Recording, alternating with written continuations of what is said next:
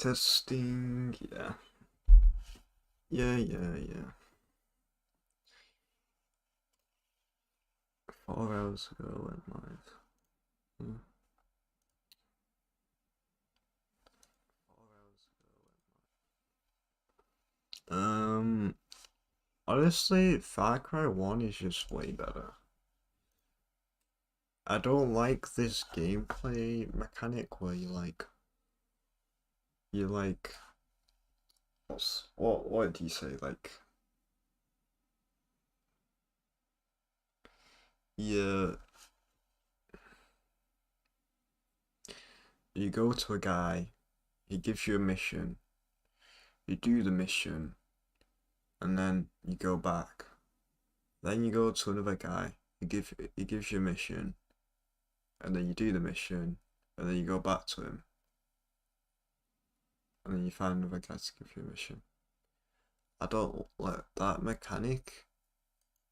Is like torture. It's like it's like the game is like a 9 to 5, and but you're supposed to have fun doing it.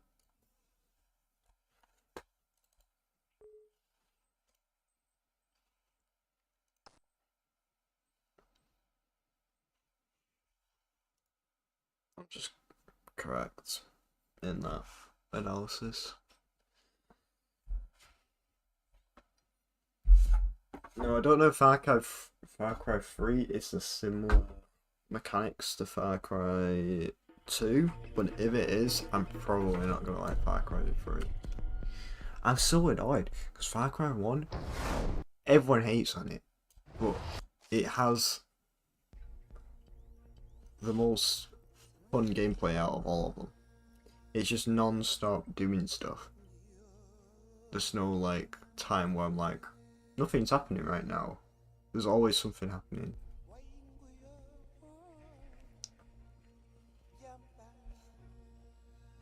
So yeah, like Far Cry 1 is very underrated. Obviously, it's not a perfect game.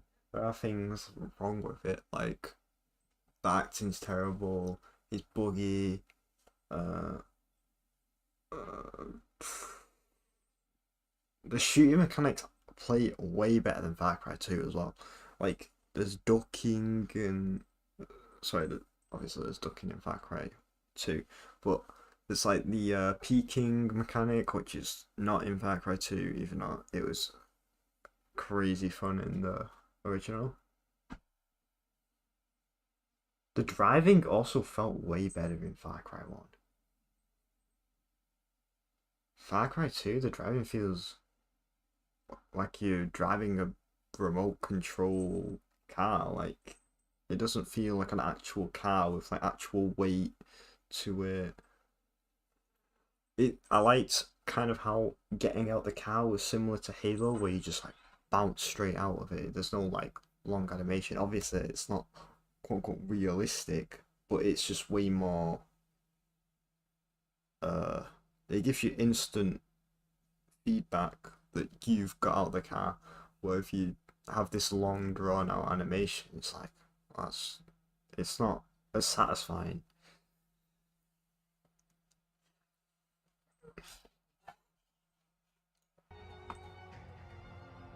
So yeah, I'm a bit underwhelmed by Far Cry 2. Even um the animations, I thought they were really good. But like I haven't actually seen anything that satisfying. Like even with the healing animations and stuff, which were meant to be like really impressive. So yeah, I'm kind of pretty underwhelmed by this release.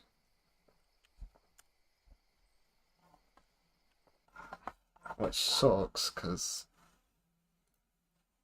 I really wanted to enjoy it.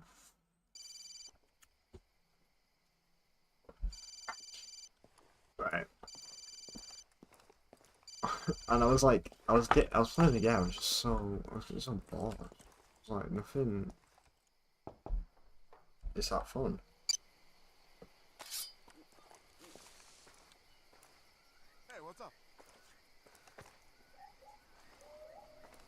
park a car over here. Yeah.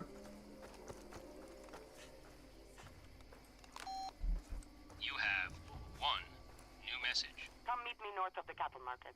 I have news I can help you.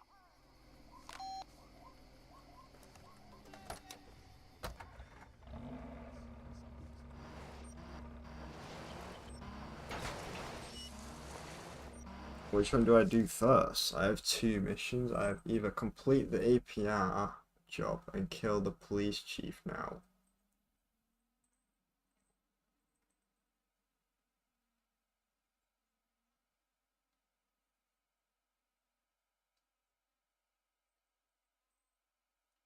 I feel like I should do the mission because I don't know.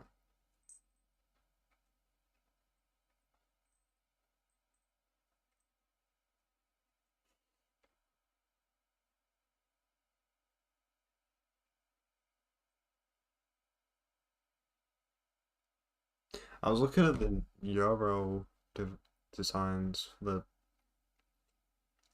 the new the notes, the banknotes. I didn't really like any of them. I like H had potential, but it's still not perfect. I don't know. Okay, I'm gonna do blue. I think I have to go this way.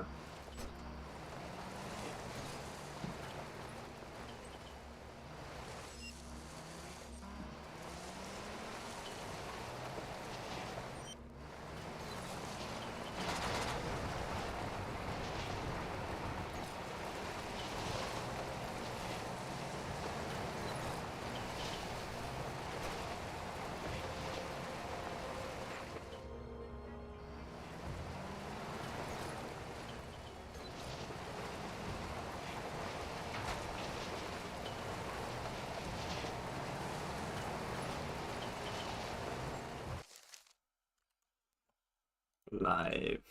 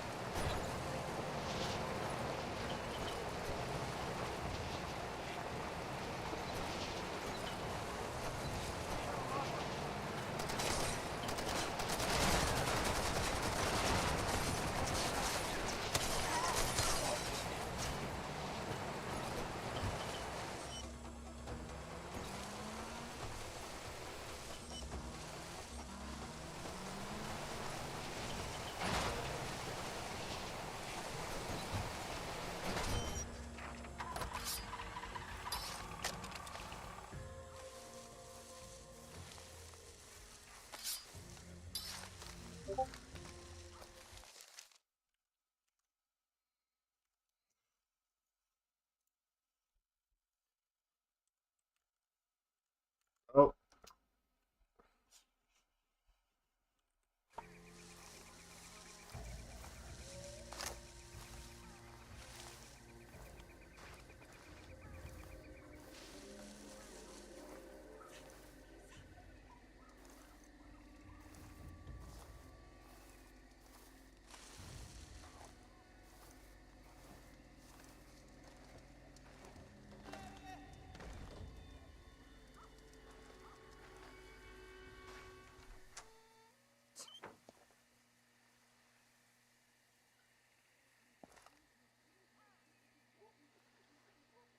Dump. Good luck with that ambush. There's a good luck with This that ambush. game is so buggy as well. Like you say Far Cry 1's buggy, this is like... Good luck with that ambush. Yeah, is that There's a it? fishing village downriver. The policeman's brother lives there. You should pay him a visit. He's hiding a ledger. It lists all the bribes the constable's taken from APR over the years. Good luck with Okay. that ambush. Yeah, good luck with that ambush, really. Wait, what? What happened? Isn't that meant to be...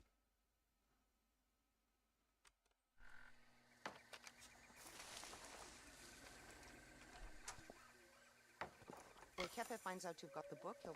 Won't work unless you get that ledger. It's in the fishing village. Look for the brother's house.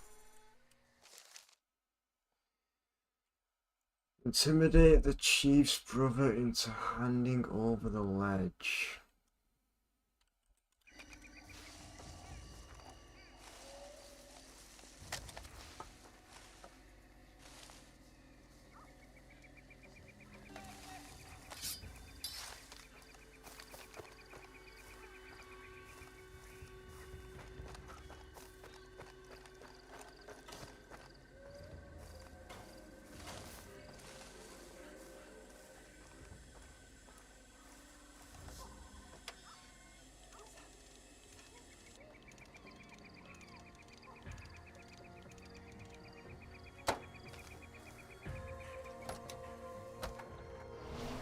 Can I continue down here, or is it like a dead end?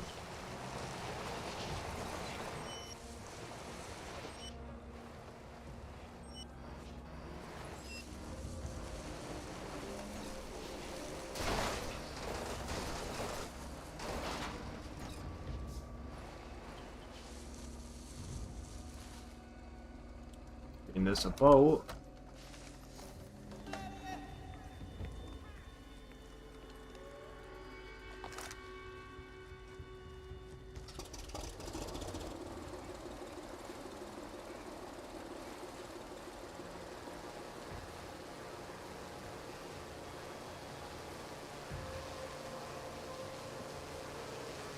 Yeah, it's like, the way I describe Far Cry 2 is like open world slop in like the worst way possible. Are they gonna attack me? Yeah, I thought so.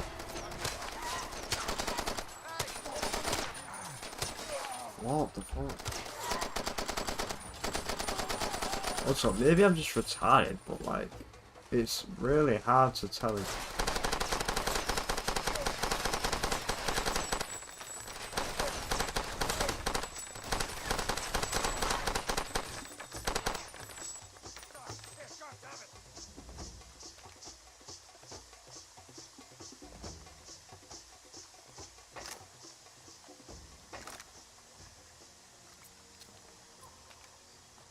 Yeah, am I safe?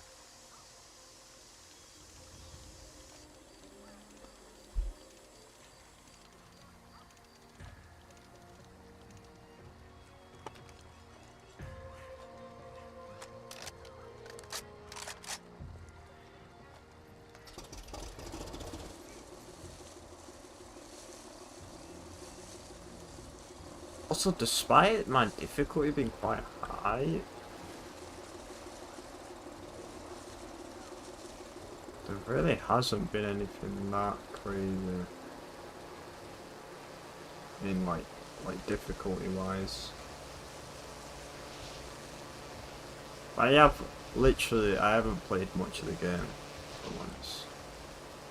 I'm really not that far into the game. I'm far enough into the game to know what the gameplay is going to be. But I might have to stop here because yeah, like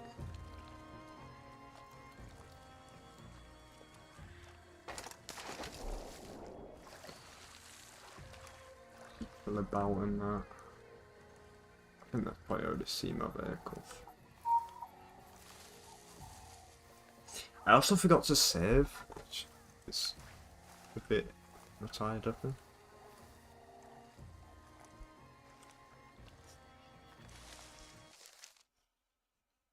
Oh, there is a save menu. Okay, that's good at least.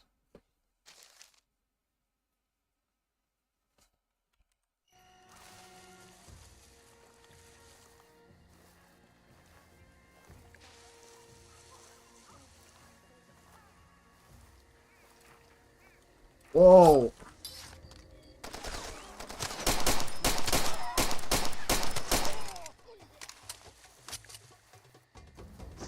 Also, I felt like the stealth mechanics were way more intuitive in the first game. Like,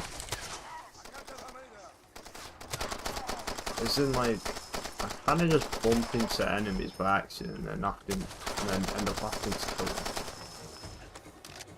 Where it's like, it was easier to locate enemies, like ping them and then make sure you don't actually interact with them.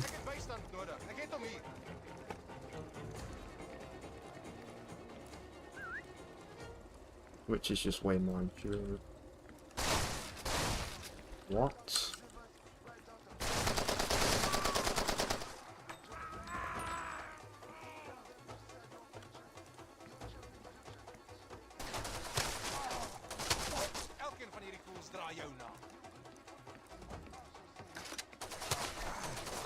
Like, where am I even getting shot from?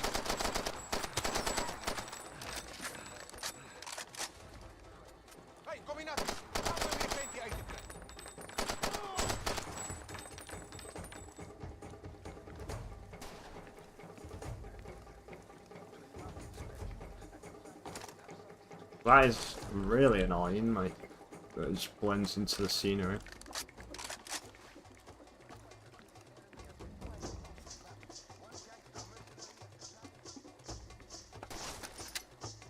Don't know what he's shooting from, and it's just annoying.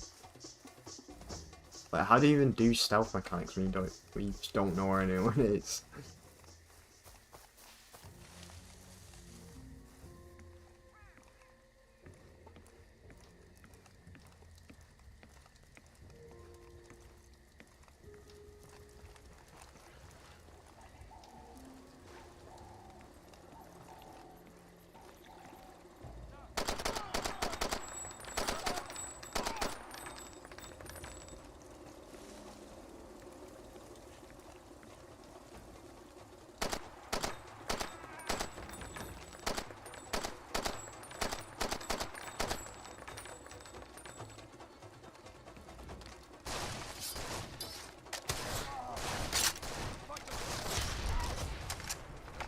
It's explosive?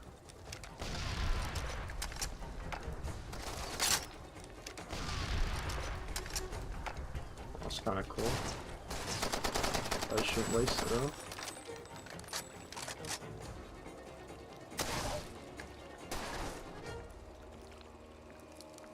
Like this fight would be so much more entertaining with the original mechanics in the first Far Cry.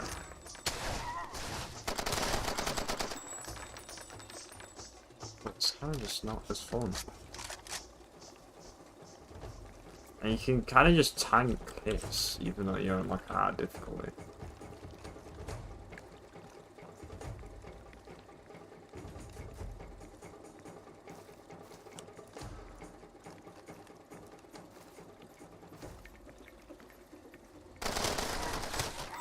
Nope.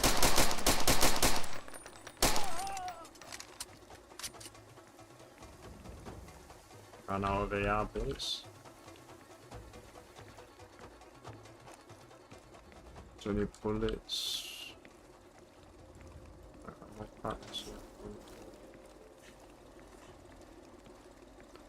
What am I even looking for now? Like,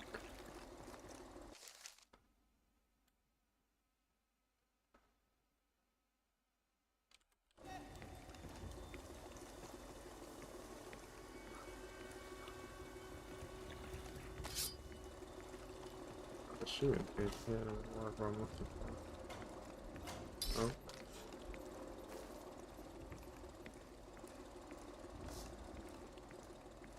Who's there? What do you want? I don't know. Ow! Stop! You thief! Criminal! It's there. Just take the damn thing. I'm sorry I ever agreed to keep it. Now leave my family in peace.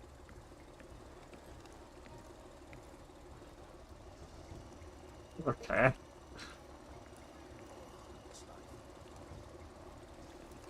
Do I not do anything else to him?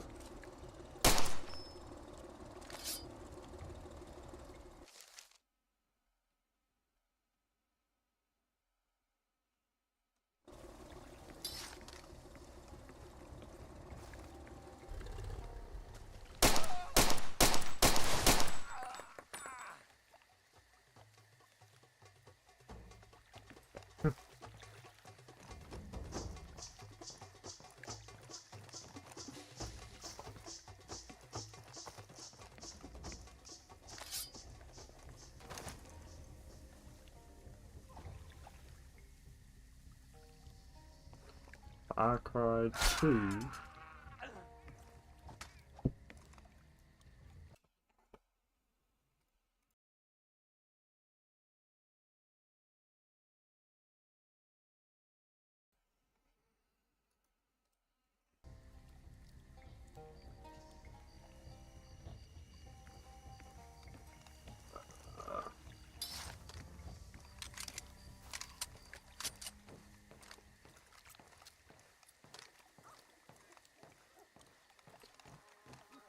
Maybe you can't tank stuff. I mean, you only have one syringe left.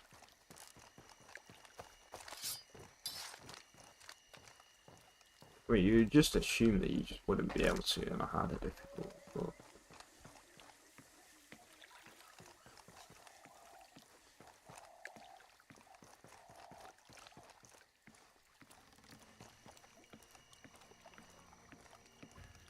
Bro, what?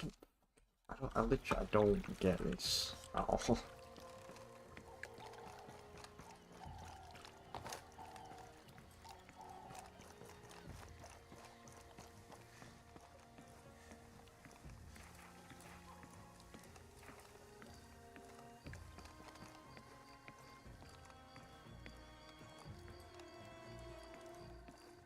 It was upstairs? I thought it was...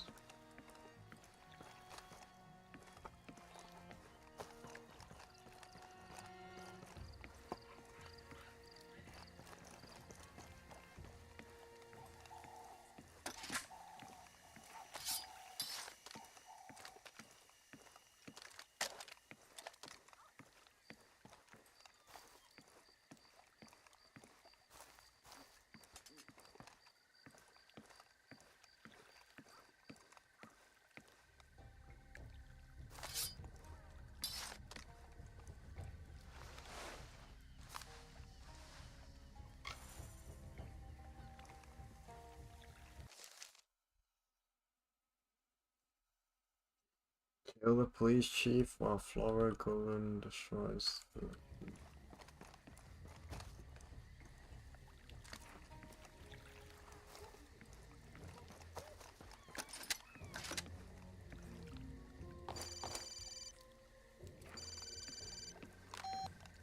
The chief got the message about the ledger. He's heading back to his post right now.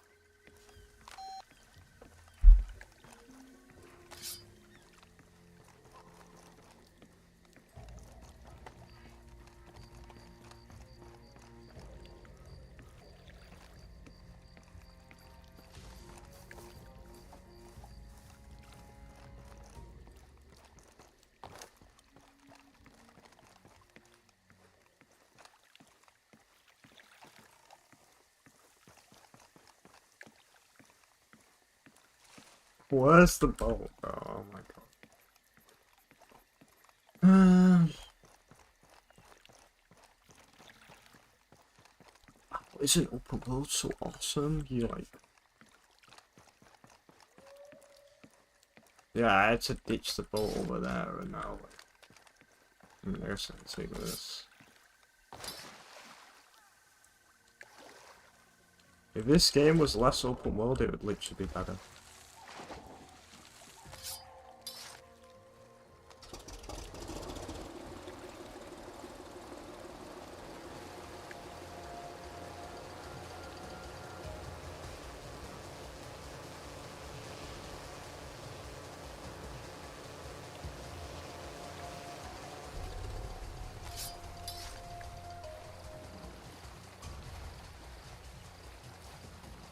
I swear I saw someone.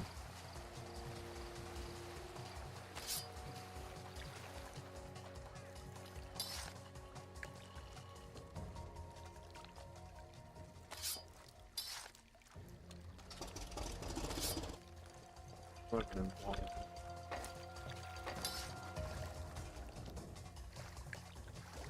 I swear I saw someone in there.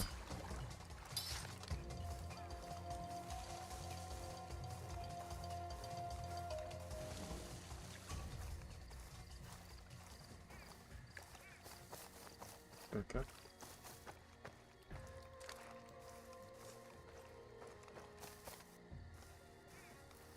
Now what? Let's get a car somehow.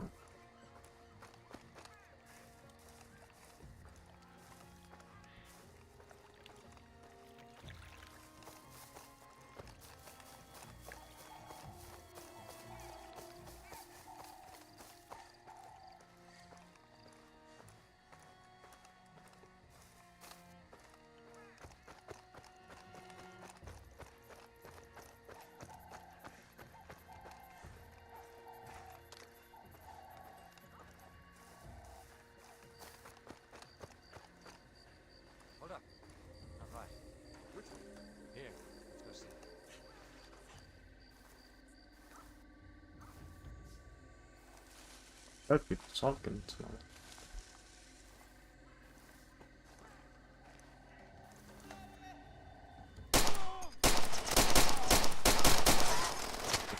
Hey, bro. God.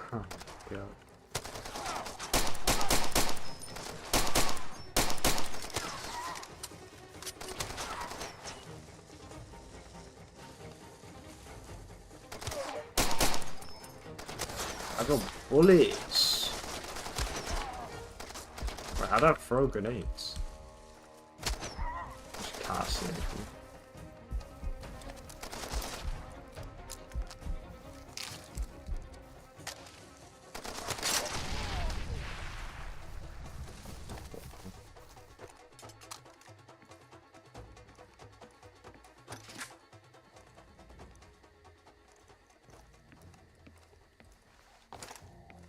Would he die?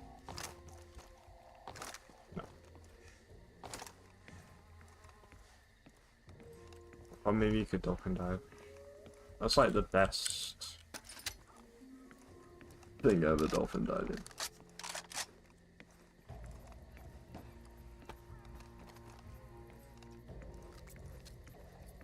A buggy? Yo, this is kind of awesome.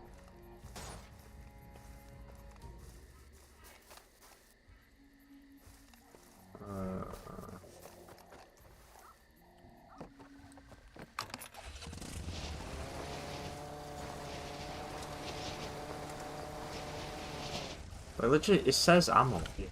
You think? I mean, maybe I missed something. I do like pretty desperately need ammo.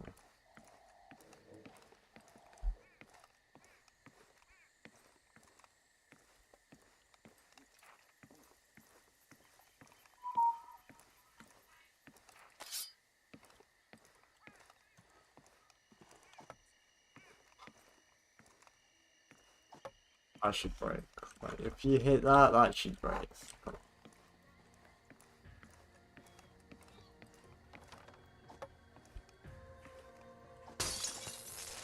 That breaks.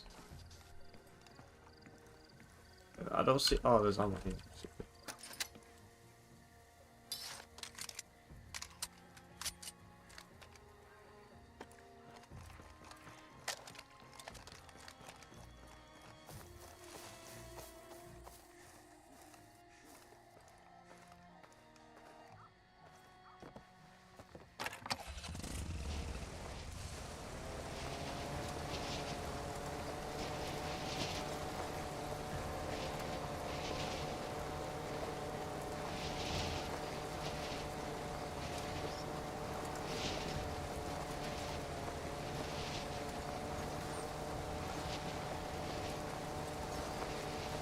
Going the wrong way, but hopefully I can turn it around. Yeah, I think I can.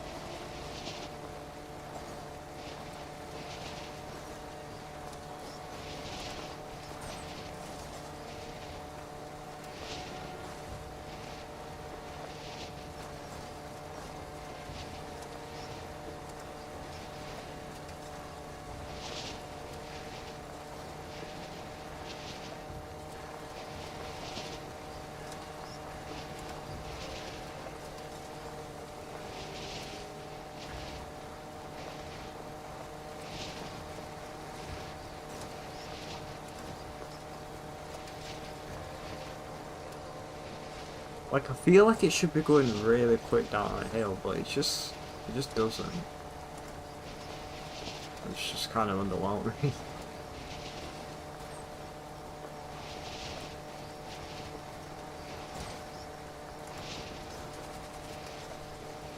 I'm being shot at, seriously.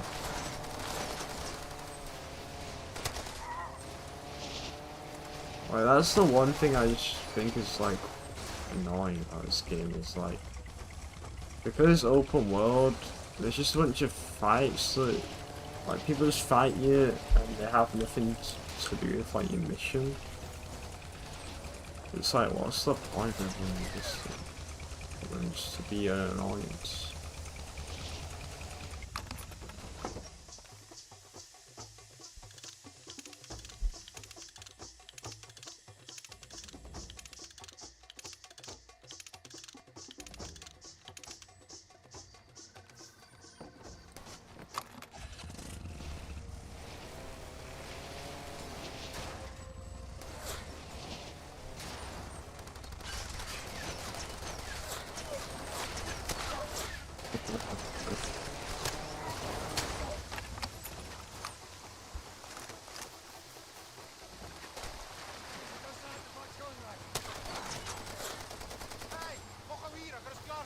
and it's like, oh wow, I don't know where anyone is.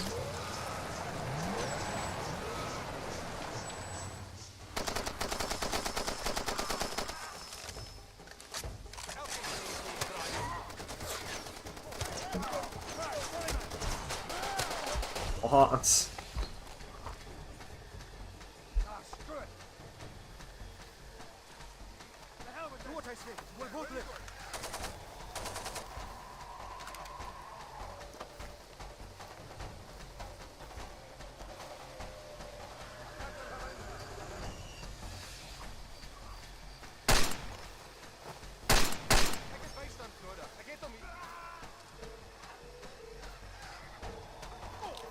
Take care of those wounds. Hey, Lord. There's a sniper out there. Good luck. What?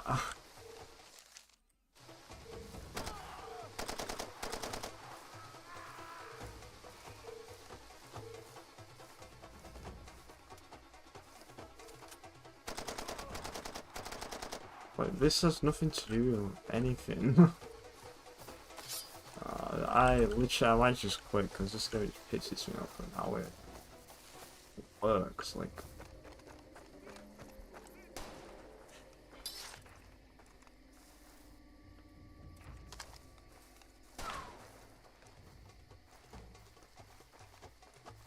yeah, I don't have a vehicle to even get to where I want to get. I have to engage with these people.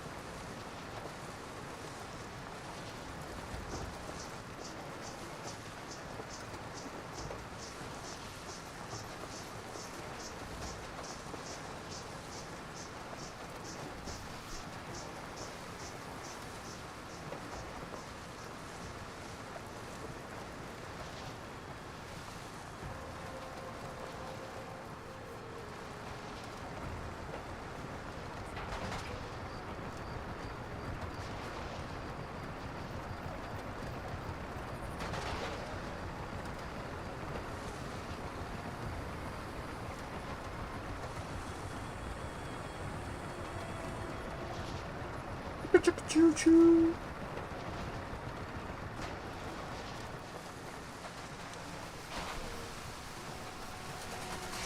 Like, oh, it's so annoying.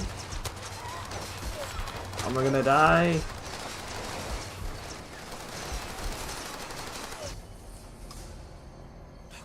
Right, this game is doo-doo.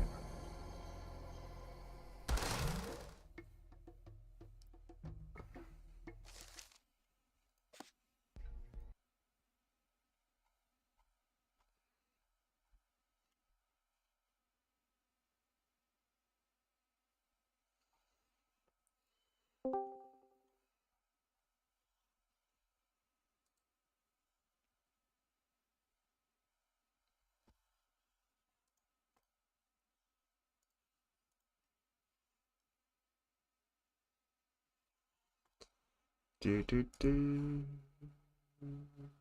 Do-do-do.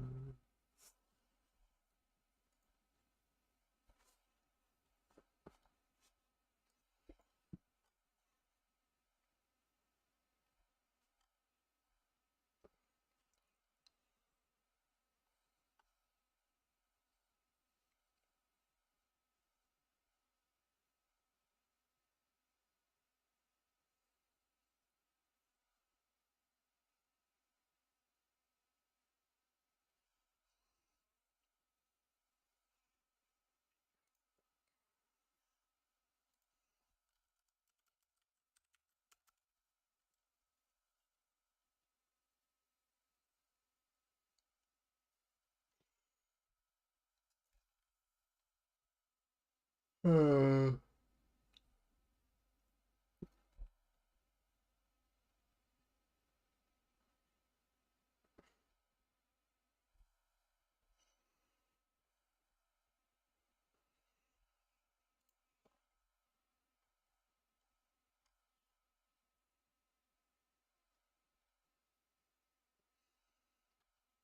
yeah, the fact that Far Cry 1 is so hated upon, despite it just playing 10 times better than the sequel, is just absurd.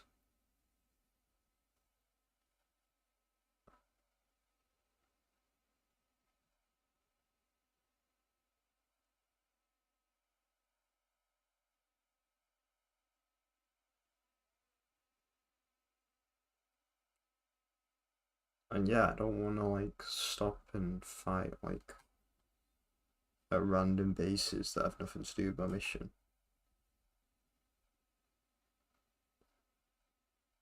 It's like an RPG where you're trying to do whatever you're meant to do and you just keep having to fight enemies and it's just obnoxious. It's just not even fun.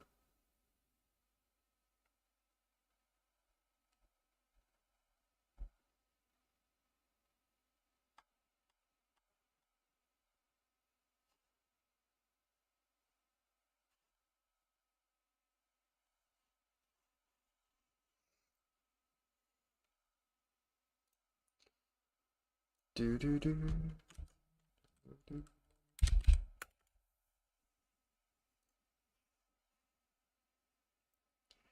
Thursday.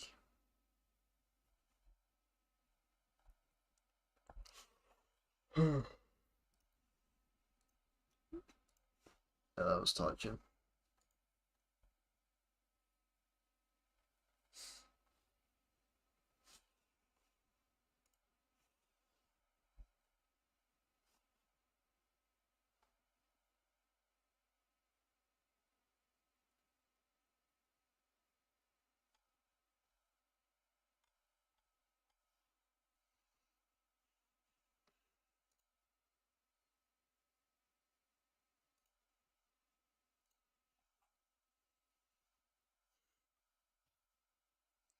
The worst red flags I've seen as a therapist. This is so cringe, man.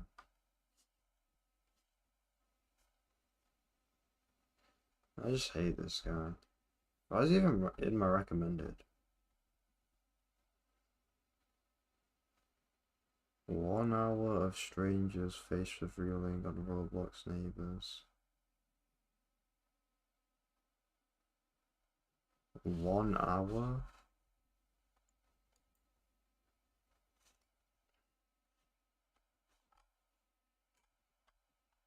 Why?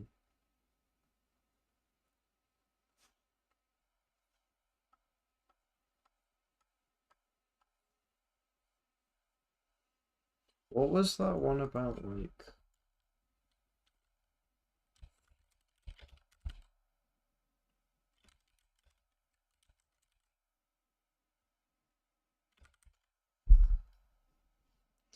Is there like a good...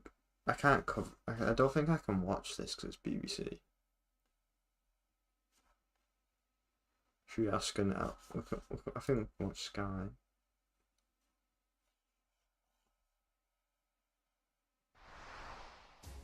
It's 8 o'clock. This is the UK Tonight. Coming up, a scene of horror. A court hears how Hull funeral director Robert Bush left bodies to decompose, including one of a stillborn baby. Bush took the money of grieving victims and spent it on himself. Today, an apologies to families received an angry response. It was never said to us as victims, it was said to the camera. It means nothing. I think it's more sorry for being caught out and losing his life and going to prison. Coming up, we'll get more of the shocking details revealed in court today. And we'll speak to a woman whose parents' funerals were organised by Bush. Also coming up tonight, the first signs of hope in the fight to contain fires tearing across Europe. We'll speak to a Brit who escaped the danger zone in France. A Burnham bounce in the polls for the Prime Minister as he welcomes the Ukrainian President as his first foreign visitor. And tributes to TV presenter, comedian, musician and conservationist Bill Oddie, who has died at the age of 85. All that to come and much more on the UK Tonight.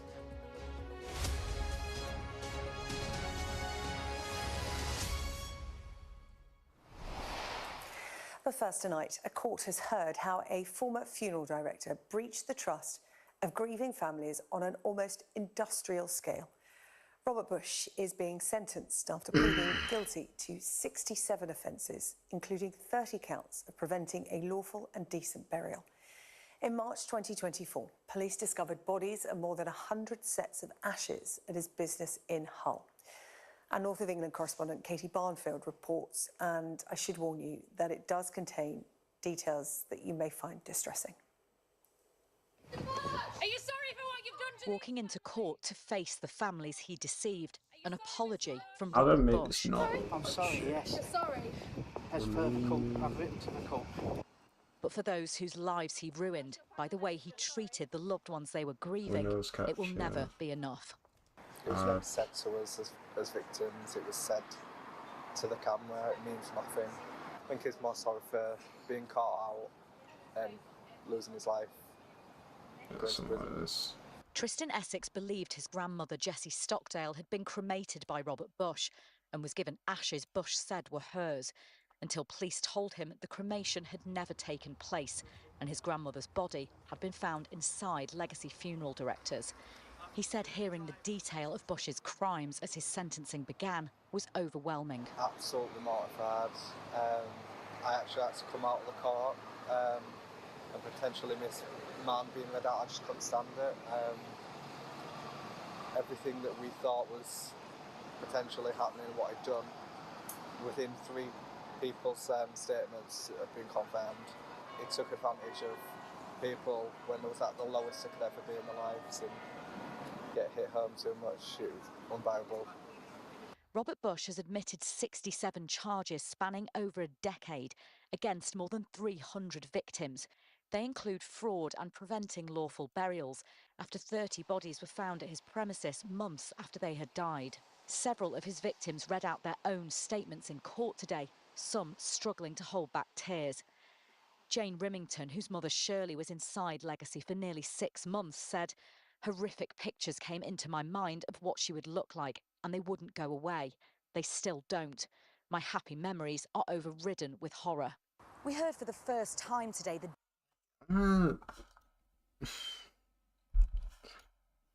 I don't really. Would I be that bothered if this happened to me? Like, I don't know. This feels absurd.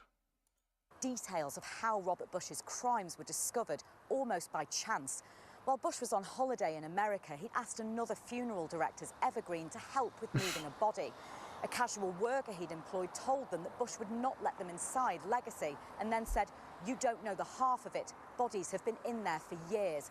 After persuading the worker to let them in, they called the police and Bush was arrested as he came back through Heathrow Airport. I'm arresting you at the current time on suspicion of preventing the lawful and decent burial of multiple dead bodies and fraud by false representation and fraud by abuse of position. The court is expecting to hear from over 200 people affected by Robert Bush's crimes throughout the week before his sentence is handed down. The scale of his offending and the pain he caused laid bare. Katie Barnfield, Sky News at Hull Crown Court. Oh, well, Katie was in court today Trying to and joins me figure now out live if from I can Hull. make this And not look Katie, clear. such is the scale of this, as you were saying there in your report, hundreds of families affected, that it could take days for all the victim statements to be read out in full in court.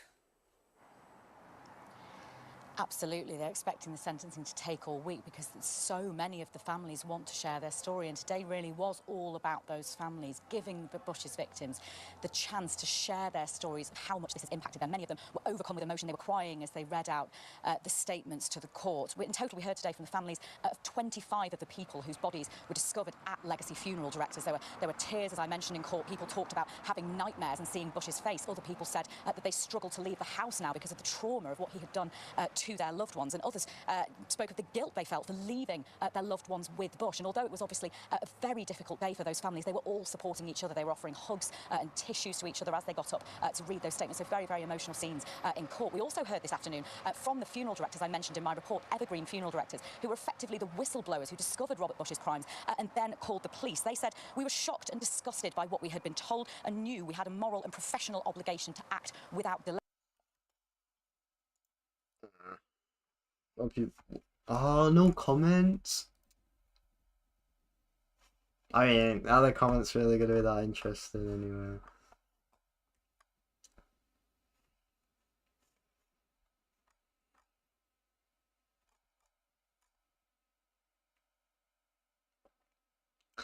Amateurs.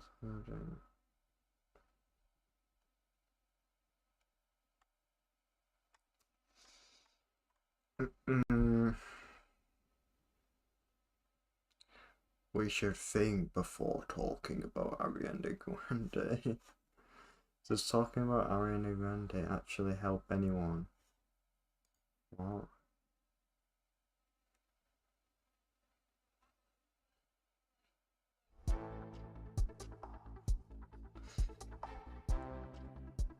There are going to be people who become aware of the, Oh my god, I love how the chat covers up the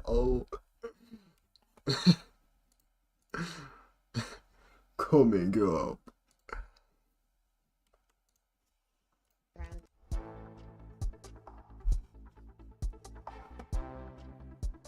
There are going to be people who become aware of the, the discourse around Ariana's death because of this kind of conversation that we are having now, and some of those are going to be people who are susceptible to eating disorders. And if we can't talk about that, then, all of that dangerous influence is just allowed to prosper regardless. We should think before we have a conversation about Ariana Grande, and this is why. Ariana Grande has said she will withdraw from upcoming public appearances and she won't star in an upcoming theatre show in London due to public scrutiny. This is what she said to fans in Chicago last night. The announcement that was made yesterday is not a reactive or impulsive thing. It is something that I had decided. It's a plan that I had quietly made a long time ago, and it's a decision that was made from a thoughtful and empowered place. I heard that my fans were worried that negativity was ruining things for me, but I just have to say that could not be more the opposite. Human beings can need a break sometimes. As well as her choice to step back from public life, the release of Grande's new single, Petal, sparked a backlash as some of the outfit choices accentuate her tiny frame and the bones visibly poking out of her chest and shoulders. Grande's physical appearance and health have long been a topic of speculation. Oh god. But is that justified? She has a huge following of young, potentially impressionable fans. Or is it just body shaming? And where's the line between voyeurism? Bro, that... it just looks skinny. I feel like this is stupid.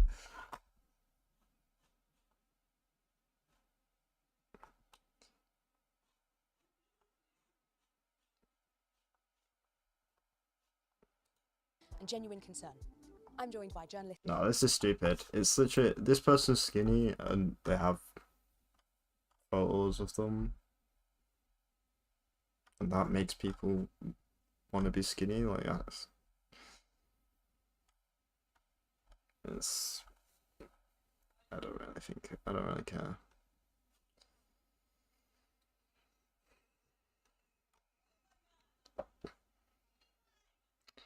Ben Craig, oh, not Ben, Bev Craig wins Manchester.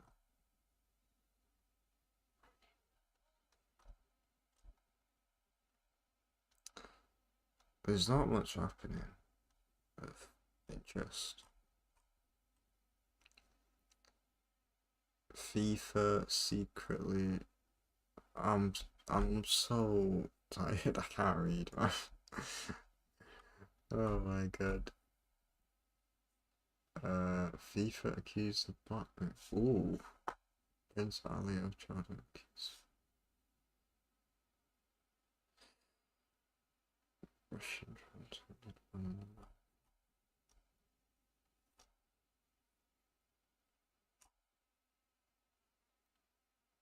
officer.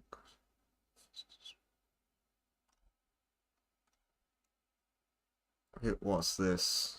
Chris Cabba? Is this like a BLM thing? The police officer who shot Chris Cabot will not face disciplinary proceedings. Okay.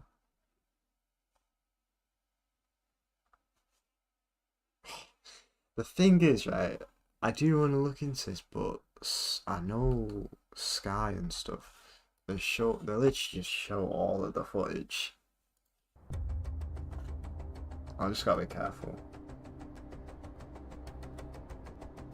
A man in his 20s has died after being shot by armed police in South London. Chris Cabba was unarmed when he was shot dead in Streatham Hill. I'm not gonna be biased. If I think I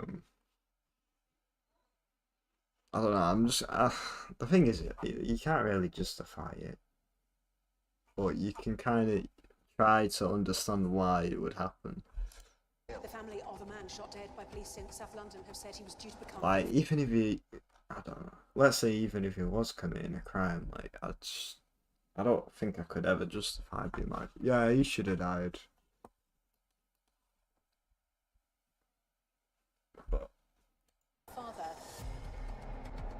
on the 5th of September, I just want to know if there's even any nuance to be had, or is it just like obviously fucked. September 2022, the Metropolitan Police shot and killed 24-year-old Chris Cabba. The vehicle he was driving was linked to a previous firearms incident, but he was unidentified and unarmed. I need them to tell me the truth. I'm waiting for them. I need an answer. His killing sparked nationwide protest. But in a week where the UK gained a new Prime Minister and lost their longest-serving monarch, his story was somewhat overshadowed. Wait, what? 3 years ago? Wait, what? Oh, damn. So the story continues 3 years later. Okay. It's a national importance, and I think they're underestimating how upset, how outraged the community are. The Metropolitan Police officer has now been suspended from his post. The officers don't want to discharge a fire. It's an absolute last resort. I want to try and make sense of what happened that night and understand what comes next in this ongoing investigation into his death.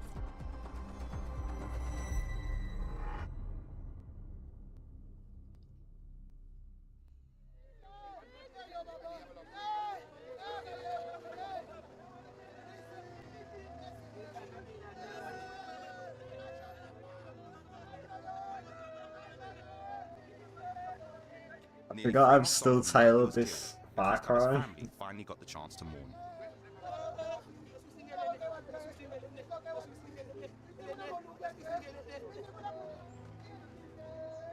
Hundreds of his friends and loved ones came together at this church in Croydon.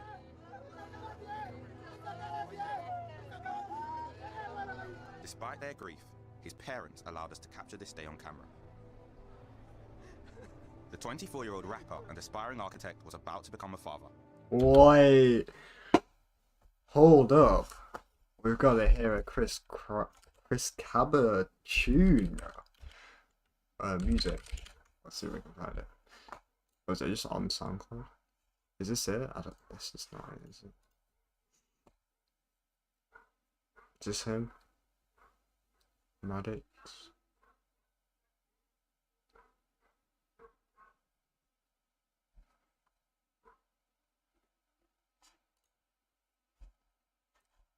Yeah, this is him.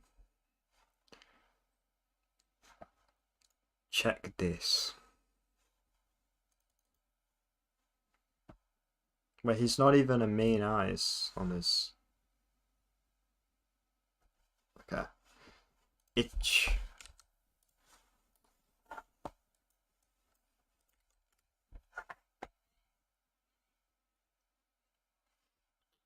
nothing but thieves, itch.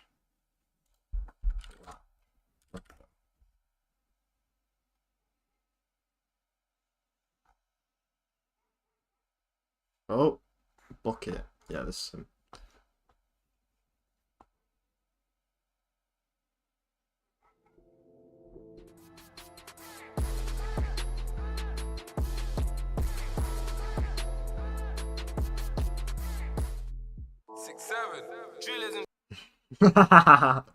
Wait, his alias was 6'7". That's wait. Yeah, it's the oh, his gang is 674. Okay. Trappers, niggas know 4 doors. Fuck around and get smoked. 125, anything, anywhere, anytime. Skirting on the ops, anytime. Free puller, free giant. Fuck around and get smoked. Gang, more. 4 towns, 1 me. Itch. Break a brick down. Broken and worked that Brocky, so I showed them how to Brocky. Fuck around and get smoked. All my niggas on boats. 4 towns, 1 me.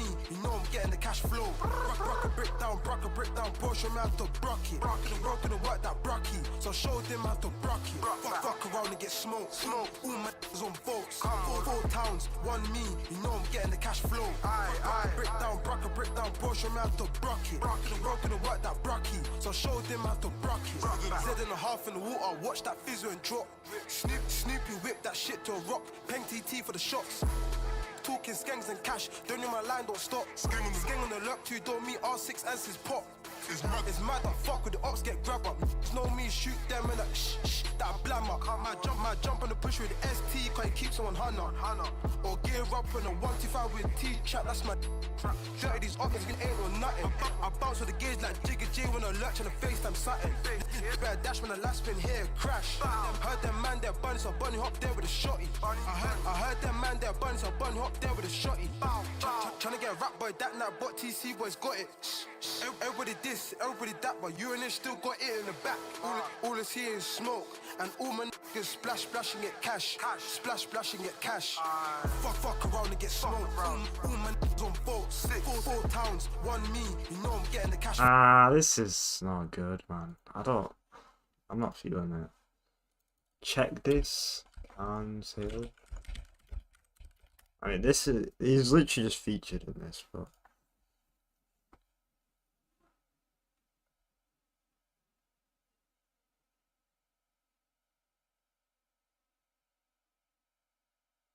Six alarm. The amount of money I'm going to be making would hurt your parents' feelings. You remember the class where I taught you all how to make it rain? Yeah. That's what I'm going to be doing every single night. Check this door. Check it. The man don't bang, the man don't trap, they don't make dough. No. Put money in pose, them man they just flex with hoes. Jugging, all I know. Doing Joe's all show. Niggas know, man slap cool, not your bro. I was in school, no books with the sharpest toolie. The longest one. I'll get around with foolies. Never. Put on burst. You're the straight from the Turks. But both still breaking down herbs. No order. Man mission match like trap man taking orders. Trap. Ting came light like smoke, can't believe it's got flora. What is this editing? 80s Harlem aura. In Skeng we trust on air, don't cross that border. What's the deal? Heard them whacked and could be Skeng or could be Skrill. Skeng or Skrill. Them man like veteran beats getting cooked for real. Cook it. All I need is carbs and fake when I cook that meal. Whip it. Big clip on the side. Yeah. You don't know about wax. No. Long day doing trap for money, mama and them wax. Come on. Up and down in them flats. Trap money, get that. Yeah. 4 men, trench coat, make a rain with that Mac. Drive round and then walk. Make him dash like a sports. Watch him go for the. Wait, this guy sounds like. He reminds me of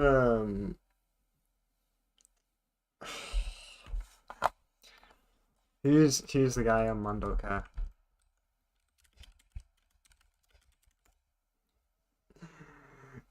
He sounds like Gigs. Batman.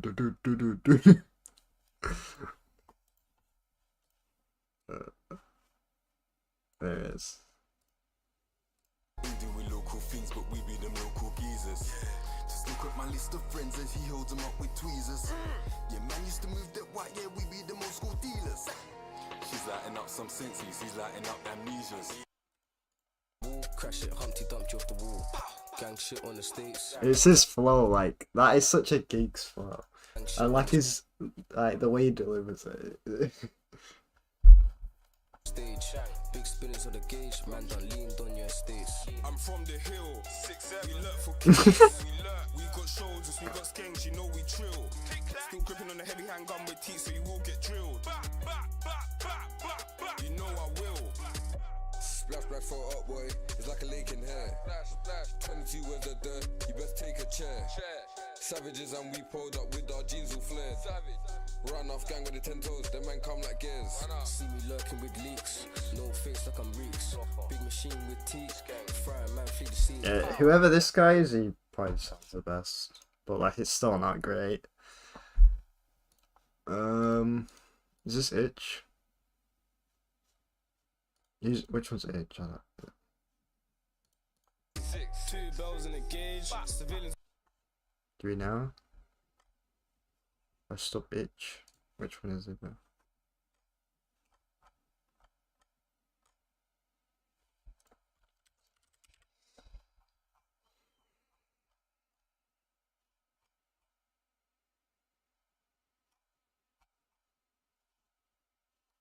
Someone said he looked like someone from South Park. He must be this one. 2-door, 3 man, 1 whack, 2 shacks, hold up so he's getting whacked. Dark night with Peter Crouch, upside making grands. This lifestyle's fucking nice. Big boy whipping the kitchen, so I dished him the ice. Hopping out of the 4-door, 2 man and there's 2 more. Niggas chatty chatty, board been whacked already and ching before. Ching ching then ching more, don't do a but we dash off. Fight these ups, stay all poor, don't get no money, don't. This guy's pretty good as well, to be fair. FaceTime with that shorty. Girl with the guys, really trying to catch a body. Dash when I see them lights, cause they know I got somebody. Went jail 3 times, ain't going back for nobody. No one.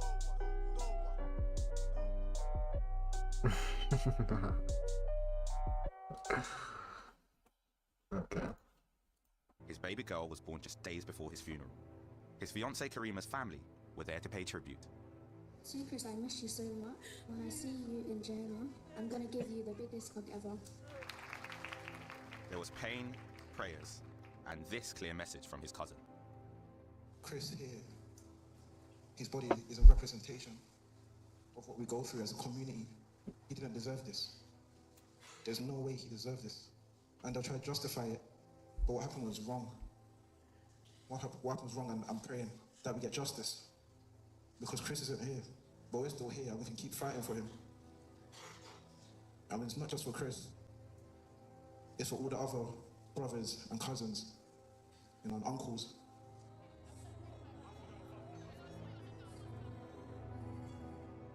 They've waited weeks to say goodbye, but until what could be a series of lengthy legal processes are over, real closure won't be possible. And that's where this case gets complicated.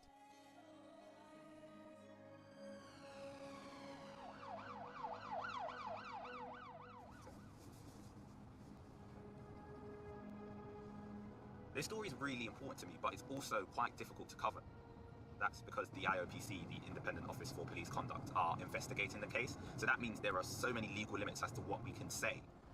But what we do have from them is a statement, and we're going to use that statement, that outline of events, to visualize what happened that night. On the evening of Monday the 5th of September 2022, Chris Cabba was driving an Audi through South London. The car was believed to be linked to a firearms incident the day before, with an automatic number plate recognition marker placed on it. There are over 2,000 ANPR cameras in London, recording every single car that passes. And when Chris Cabba's registration plate was captured, the police were alerted immediately. Before they started their shift that day, the Met police officers had been given a briefing. The car was brought to their attention, but Chris Cabba's name was not mentioned. The Audi was recognised by officers parked here, at the side of the A202 in Camberwell Green. They were in an unmarked armed response car. The officers then started to follow Chris Cabba at around 9:52 PM. They continued to follow him through these streets with no lights or sirens for around 15 minutes. He was driving towards Streatham Hill, but what's not clear from the IOPC statement is which way he went. There are multiple routes he could have taken. What we do know is that around 10:07 PM, Chris Cabba made this left turn from New Park Road onto Kirkstall Gardens. A marked police response vehicle was already waiting for him there. It was meant to join the other police vehicles following the Audi once it had passed the junction. One of the officers inside the marked ARV was NX121.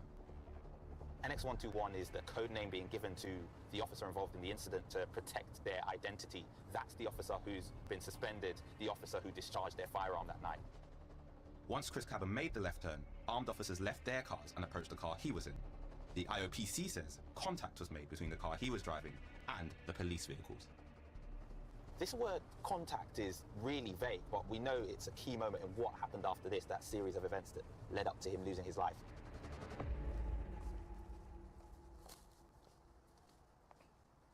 This is where it happened.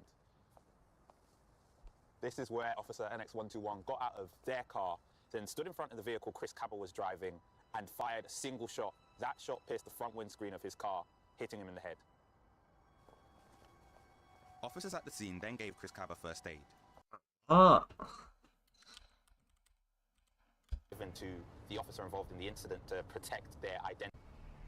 One of the officers inside the marked ARV was NX121. NX121 is the code name being given to the officer involved in the incident to protect their identity. That's the officer who's been suspended, the officer who discharged their firearm that night. Once Chris Cabba made the left turn, armed officers left their cars and approached the car he was in. The IOPC says contact was made between the car he was driving and the police vehicles. Contact is really vague, but we know it's a key moment in what happened after this, that series of events that led up to him losing his life.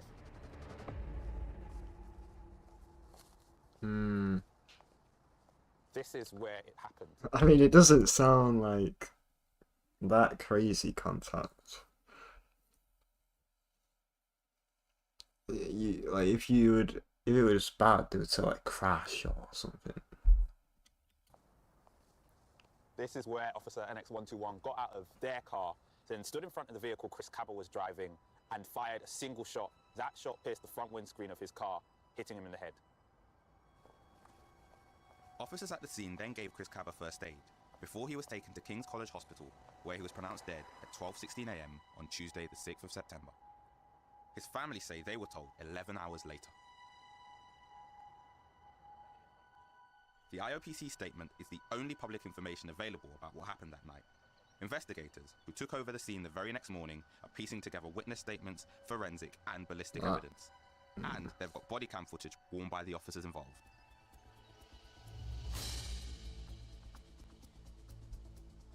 We know the firearms officer was suspended from duty a week after firing that fatal shot. But because of this ongoing homicide investigation, it's not possible to talk to the police or to anyone who might have witnessed what happened on the night. But I wanted to try and understand how firearms operations should play out, and under what kind of circumstances a weapon might be discharged. So I got in touch with Dal Babu, a former commander in the Met's elite firearms unit. Talk me through the process of a firearms operation, from picking up someone who you may follow or pursue, right through to how it looks and what you need to do. The way it would start is that you'd assess the intelligence, because you'd be signing off this operation. It's a pre-planned operation, and you'd be signing that off, so you would be gripping the rail at the Old Bailey if things had gone horribly wrong. I'd be meticulous in the planning. I'd want to know what the intelligence was, how good that intelligence was, how accurate it was, then identify the individuals that we were trying to stop and detain. So officers don't want to discharge a firearm. It's an absolute last resort. The Met does about 4,000 operations a year, about 1,000 are pre-planned, and 3,000 are spontaneous. And out of that, on average, the last 10 years, the Met will discharge a firearm that results in an injury or a death to a person twice a year on average. So you imagine how many operations there are, and to discharge a weapon is very, very rare, very extremely rare. Growing up in South London, Chris Cabba was part of a well-known, Mobo-nominated rap collective. His death sent shockwaves across his music fraternity and his local community. Then, it went further. A campaign for justice began immediately after his death. At the forefront, his cousin, Jefferson. The next speaker I'm about to bring is someone that you all know, Jefferson. Let's give him some love now while he comes on stage. Before this, he was a teacher. He quit the job he loved to become the family spokesperson. It's hard, like I've lost my appetite. Like I haven't really been eating like as much. I've been sleeping like super late. And sometimes like when I do go to bed and I close my eyes, like I literally can't sleep. You know, I'm just thinking about him, thinking about how he felt, you know, those last moments. Sometimes I literally feel like he's in the room with me. Empathy is love, and hopefully the ability to love. Although this is unbelievably tragic situation, not just for the family, but for the community, for anyone, realistically. It's a tragic situation. But once again, hopefully there's change that's going to come from this. Chris, please come back. The Kaba family want answers now, and crucially, they want to know whether race could have been a factor in the fatal shooting. It's hard. It's hard because we feel like there's no sense of urgency from the IOPC. You know, like no sense of urgency. Maybe I'm crazy, but probably that probably was a big factor. Killed on, or you know, he was shot dead on Monday night, and it was on Friday that they opened the investigation. You know, so it's hard because as much as we want a thorough investigation and we want them to do things properly, we also need that sense of urgency, and we need them to, you know, understand. The thing is, it's like I don't even know how you would investigate that. Like, how would you even know if it was racially motivated? It's like pretty hard to prove that. Family and the public and the wider community are taking this very serious.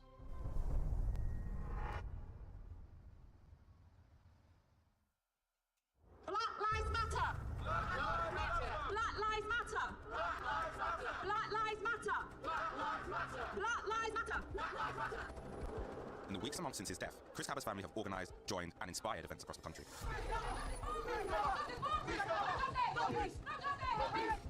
Within days, thousands took to the streets. But because of the Queen's death and the attention it received across the nation, many feel it's a movement that went largely unnoticed. What do we want? How much do we want it now? I can't hear you. I've been through it. I'd never heard about this, but like, yeah, like, how have they never heard of this? You have people mourning in a celebratory way for the Queen, celebrating a long life, a long time on the throne and a life well lived, whereas these people are mourning and they are angry. I think the people down there were fueled by the fact that the world wasn't watching their plight and something that they thought would keep on happening and has been happening. If anything, that anger about the fact that there weren't as many eyeballs as there should have been, in their opinion, was a big part of the protest. The main part is obviously the fact that a 24-year-old man had been killed by the police, but the second part was, we feel like you should be watching this, you should be watching us. Someone's been killed, someone who should have lived a long life too is no longer here. That was a massive part of all of this. The restraint weird. Every year a demonstration is held in Trafalgar Square for the families who have lost loved ones at the hands of the police.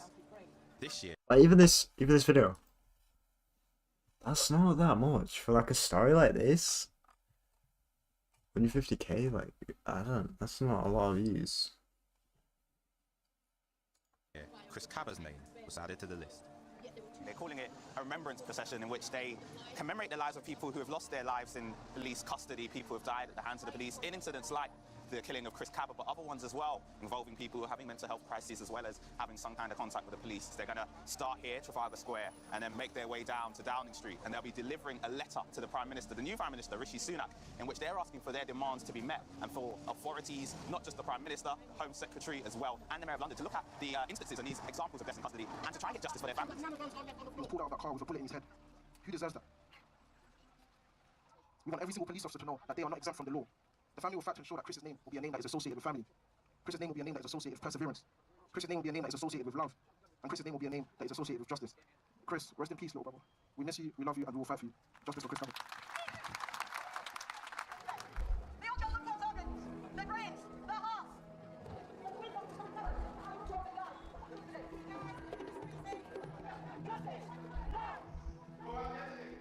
Once the families reach Downing Street, they hand-delivered a letter to Number 10, demanding action, wanting a response from the people in power.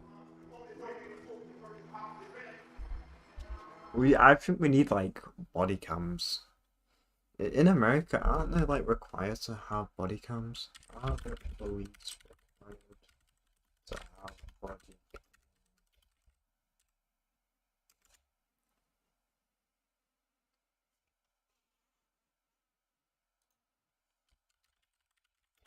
Sorry. There's no federal there's no federal or national. Okay.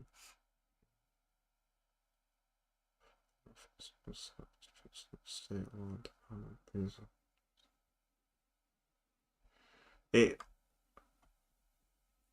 Like, I feel like we should do that. Well, roughly half of the law enforcement agencies have required cameras more deterrence.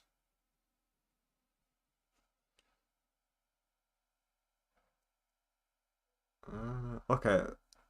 Wait, what? Half of law enforcement agencies have acquired body-worn cameras. Mandatory use varies. Okay. As of 2026, 8 states. I feel like this is a great law.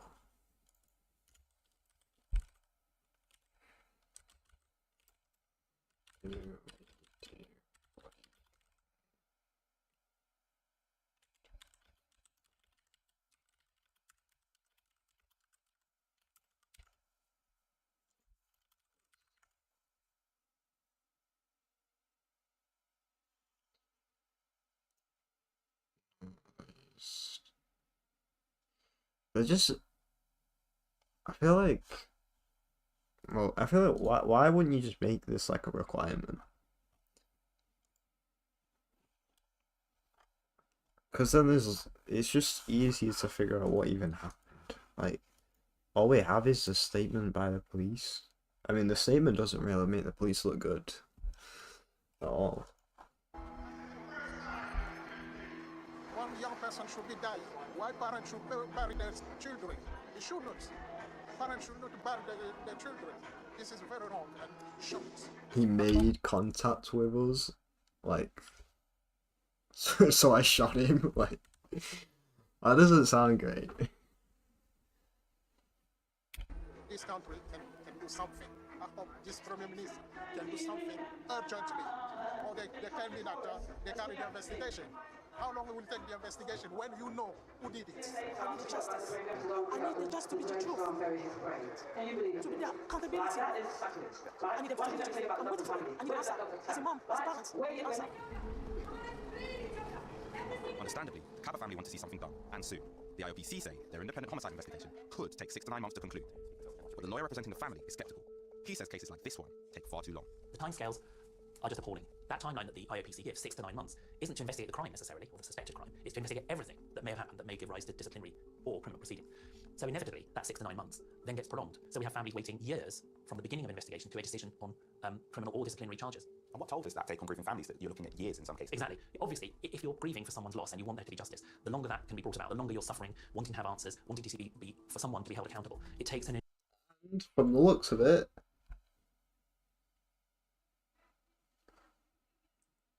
there is no justice. enormous toll on people's lives. Another problem, according to him, is the way they waited 3 years for nothing. That's so depressing. Officers are treated in the immediate aftermath of incidents like this. He argues that questioning isn't rigorous or quick enough, the opposite of what would happen in a civilian case. To my mind, it's just unacceptable that within hours of becoming involved in a case, it's okay for the police officers involved in a particular incident, however fast-moving, however traumatic for the police officers, for them to just give the most basic accounts, not be questioned, allowed to go home, and weeks later, months later, they are first questioned under caution. That's a clear difference, a huge difference between how any other suspect in a criminal case would be dealt with, and that has to be wrong. So I got in touch with the IOPC to try and understand more about their timeframes and processes. They couldn't talk specifically about Chris Cabot's case because the investigation is still ongoing. But they did email me with some general information, which does shed some light on why their investigations can be so lengthy. Here it says that...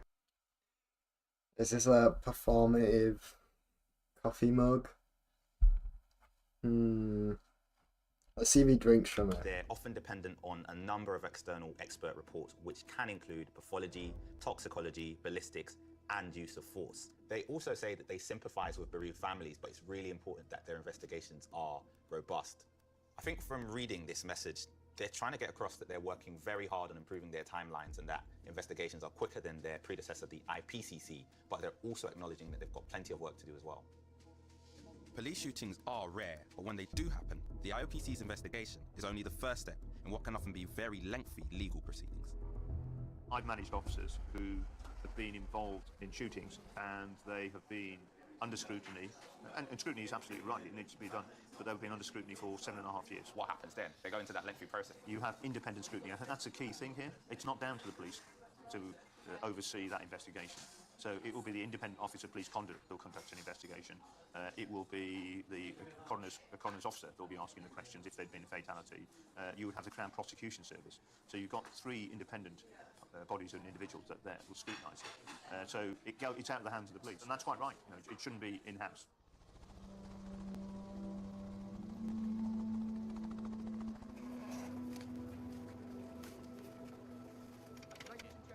After weeks of waiting for his body, Chris Cabba's family have laid him to rest.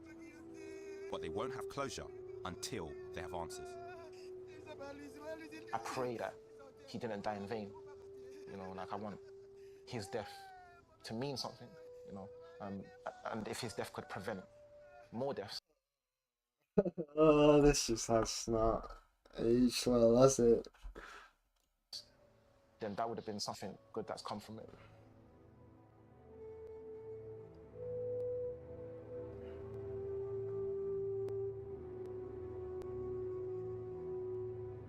Alright, okay. But this has taken far, far too long. It is unacceptable that an officer who goes... Yeah, it should have been done 2023. It's 2026. Yikes. He died 2022. Yikes. To face danger on behalf of the public, has his life put on hold for that period of time, as well as the extraordinary pressure and stress that puts on his family. It seems to be unfair for a family that's lost a loved one, such as the Cabba family, to have to wait that long for the conclusion of a case. The professionalism of our firearms officers is extraordinary. We're running 4,000 firearms operations a year in London to protect communities. They do it with such care and professionalism. We're only firing shots on one. I need to see if my audio balancing is good. But this has taken far, far too long. It is unacceptable that an officer who goes out to face danger has his life put on hold for that period of time, as well as the extraordinary pressure and stress that puts on his family. It seems to be unfair for a family that's lost a loved one, such as the Cabba family, to have to wait that long for the conclusion of a case. That's so annoying. The professionalism of our firearms officers is extraordinary. We're running them. You should have your life turned upside down for years and years of unacceptable scrutiny in a process that should take weeks, not years. There are perverse consequences of this regime, and let me give you some examples. An officer can face investigation when they are simply pursuing a criminal, and the criminal crashes their car, injuring themselves or somebody else. It's crazy that can lead to the investigation for the officer doing the pursuit.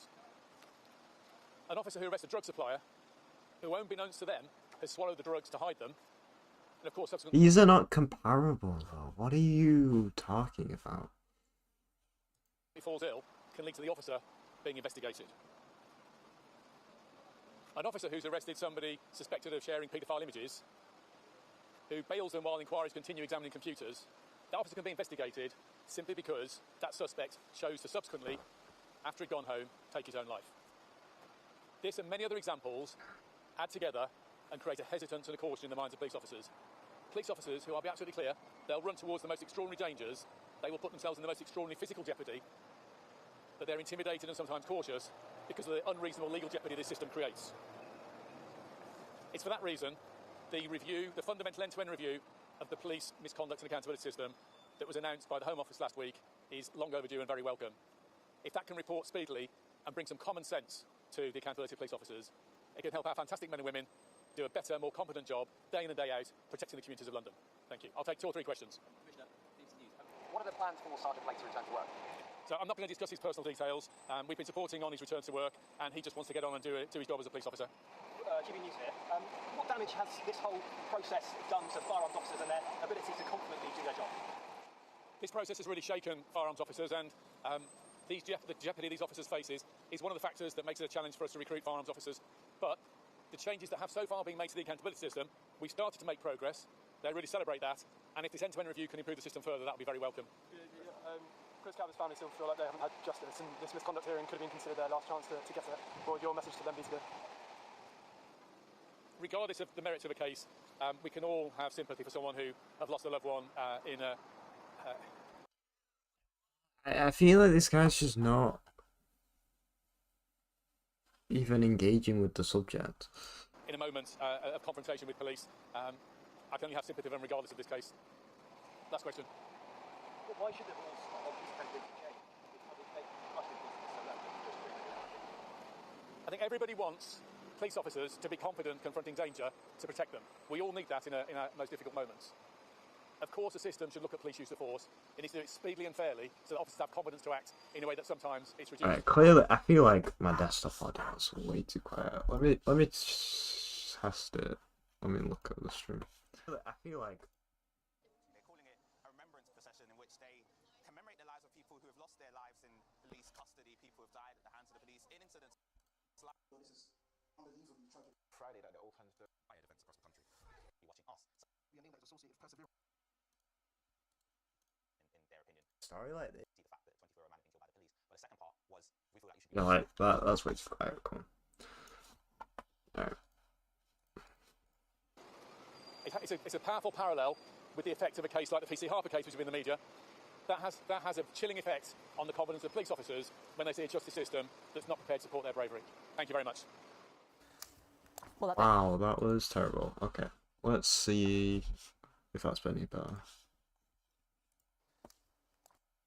An officer who's arrested somebody suspected of sharing paedophile images. Pedophile images. I think everybody wants police officers to be confident confronting danger to protect them. We all need that in our most difficult moments. Of course, the system should look at police use of force. It needs to do it speedily and Like that. Of course, the system should look at police use of force. It needs to do it speedily and I think everybody wants police officers to be confident confronting danger to protect them. We all need that in our most difficult moments.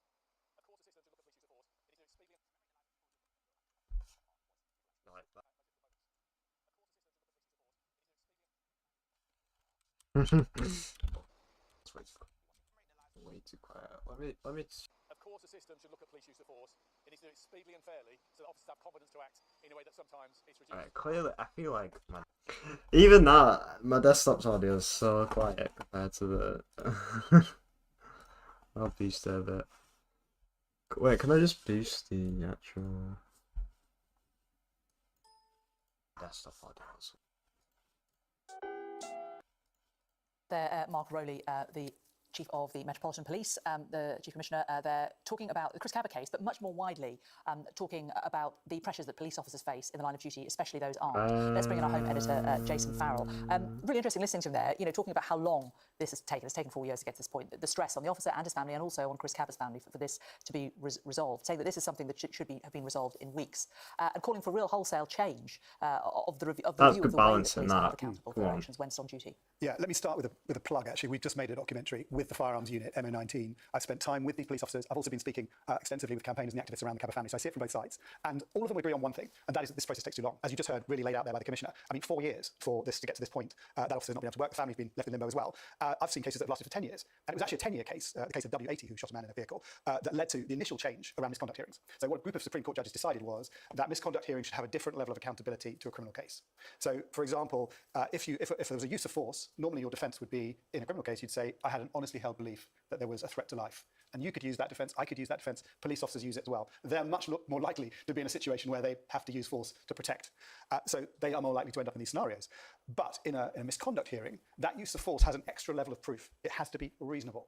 And it's just that slight nuance and slight additional level of proof that they have to produce. Which there's no way they can prove. There's no way. Because literally, what did he say? He said the car made contact. Like, that's not that crazy. It doesn't really feel very threatening, even the way you're describing it. Families say, of course it should be reasonable. And the Supreme Court judges decided reasonableness was important because how else would the police learn the reasonableness of mistakes? But what Home Office has come out and said, no, actually, do you know what? In high pressure situations, sometimes it's not fair to judge the actions of a police officer around that, because they could have made a mistake, but even so, they made that mistake with the knowledge that they had in that moment under extreme pressure. So we've got to the stage now where the misconduct hearings there's a lower level of proof. It's going to cause real anxiety for the family. They're going to be really upset about this. They will come out and they'll no doubt say that this is the wrong decision and that NX121 should have faced this misconduct hearing. But he has already faced a criminal trial and he has been cleared of murder, and the police will say he's been through enough. He should be allowed to get back to his job. And in terms of the review, Home Office review, he said this is long overdue and very welcome. We need to bring some common sense to the accountability of police officers. When are we going to get... The thing is, I'm also not into charging this guy. But you fucking... he literally just shot someone, like... I don't think he should have that job.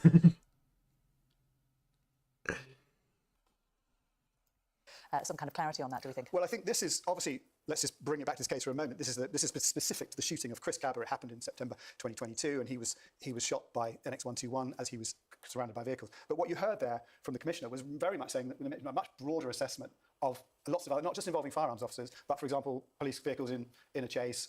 So he's essentially saying, you know, or someone investigating a paedophile and getting into trouble if the paedophile takes their own life. All of those things are other aspects that the police have been concerned about for some time around the misconduct, and that is under review. The Home Office are looking at whether there needs to be changes around that. This is the most significant one. But am I crazy, or is that like kind of reasonable? Like, you would obviously prefer him to go through the criminal process rather than him just kill himself. Because this is really about life or death decisions made by police officers in split seconds. While you've been talking, we've had a statement, as probably would expect, from the Justice for Chris Cabba campaign. They say they're appalled by the IOPC's decision to abandon disciplinary proceedings. It's a devastating blow, not just to Chris Cabba's family, but to everyone who cares about living in a society where the police are not above the law. The extraordinary treatment of the police officer throughout this case sends a dangerous message that when police kill, the system will bend over backwards to protect police officers rather than hold them accountable and deliver justice. The IOPC had a choice today. It chose not to do the right thing. The decision is deeply damaging to public confidence in its independence and willingness to hold police officers to account. They say they will continue to fight for a kind of society that we want to live in. I mean, this is a view that obviously Mark Rowley would contest. Yes, and I think the officers I've spent time with echo this point, that they work in very high pressure situations, that when they attend a job and they're armed with a weapon, they do have to make these split second decisions. And the officers that I spoke to were saying, I could go to prison for the highest offence in the land for simply doing my job. And there was a situation where a lot of police officers were saying, well, I'm not going to carry guns anymore, when Martin Blake was first charged with murder. And I think especially when he was named, that sent another shockwave through the system, because police officers were saying, well, you know, that puts his family at risk. You know, there are people out there who might want to take revenge on Martin Blake. You know, often we're dealing with extremely dangerous criminals. If officers are named when they've shot somebody, that sends out a really poor signal to the police about how well protected they're going to be if they face the criminal justice system. No, I don't think they should have name dropped.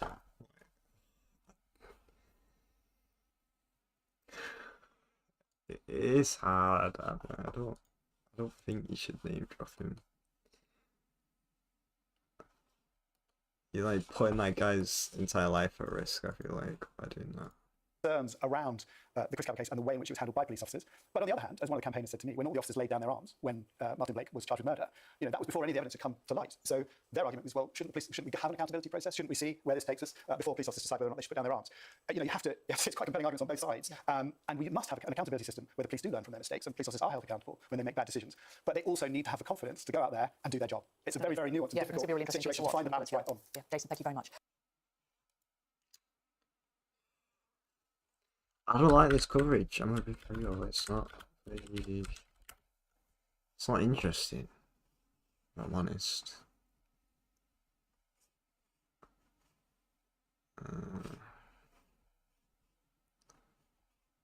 A lot of it's just this thing that I've already seen.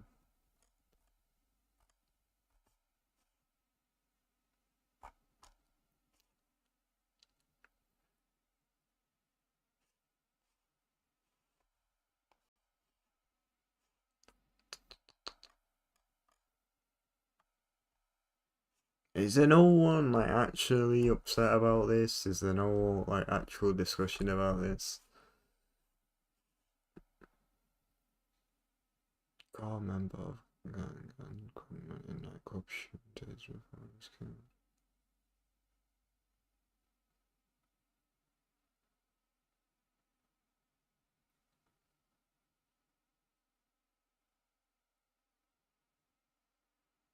Well, they didn't even find a gun on him. What do you mean, gunman?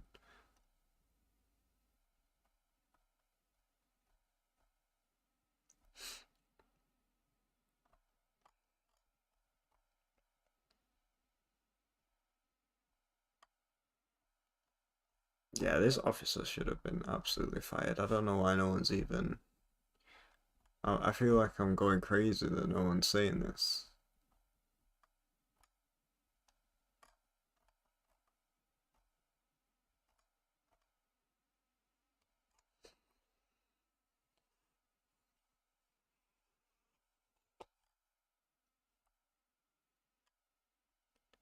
A wicked gangster. Can I show this on streams as copyrighted? It's Hot TV. Mike Neville, retired Scot.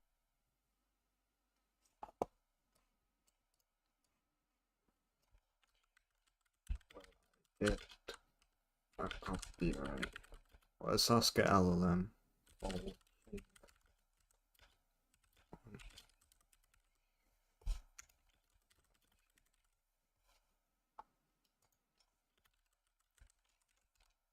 I don't know if you watch like the BBC on stream, like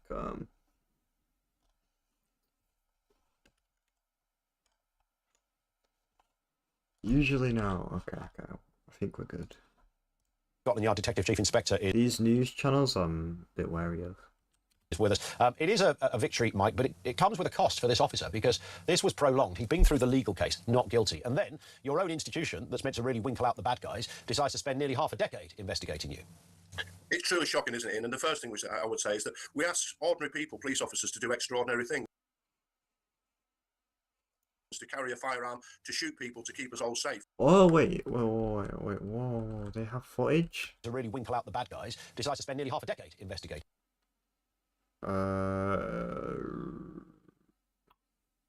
You. Is this his car? This Chris Cabba guy?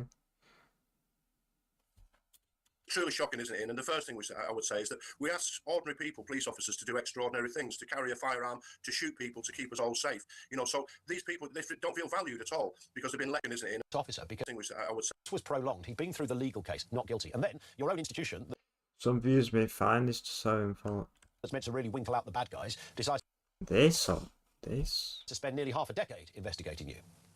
It's truly shocking, isn't it? And the first thing which I would say is that Oh, we have a little bit of footage. we ask ordinary people, police officers, to do extraordinary things, to carry a firearm, to shoot people, to keep us all safe. Wait, don't say they show the shooting. Please don't say they do that. Oh, God.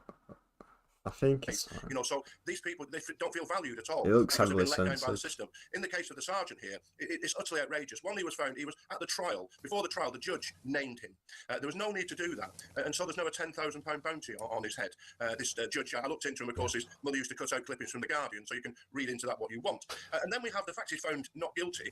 And then we go to this IOPC, and it takes 2 years. Well, I was actually shown the video of the shooting when it first happened by a TV company and asked for my opinion. And it was readily apparent what had happened, that he had shot at the man and the car had jumped forward and that killed Cabba. So how does it take, if it took me 5 minutes, how did it take the IOPC another 2 years? Because one, you got the officer, you know, firstly, he doesn't know if he's going to be locked in prison, in solitary confinement for the rest of his life, and then he doesn't know if he's going to lose his job for another 2 years. It's completely outrageous. And of course, You're right. Wait. it feeds back.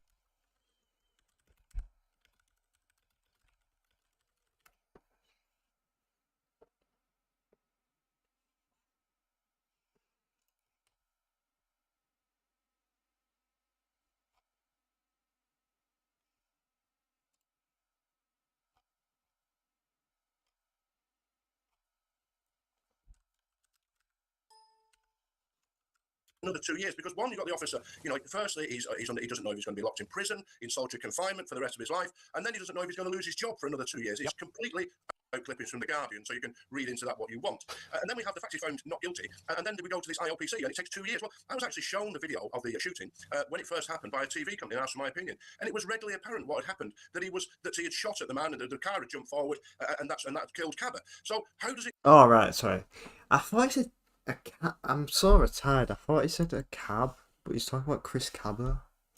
If it took me 5 minutes, how did it take the IOPC another 2 years? Because one, you got the officer. You know, firstly, he doesn't know if he's going to be locked in prison, in solitary confinement for the rest of his life, and then he doesn't know if he's going to lose his job for another 2 years. It's completely outrageous. And of course, it feeds back into that well-worn now.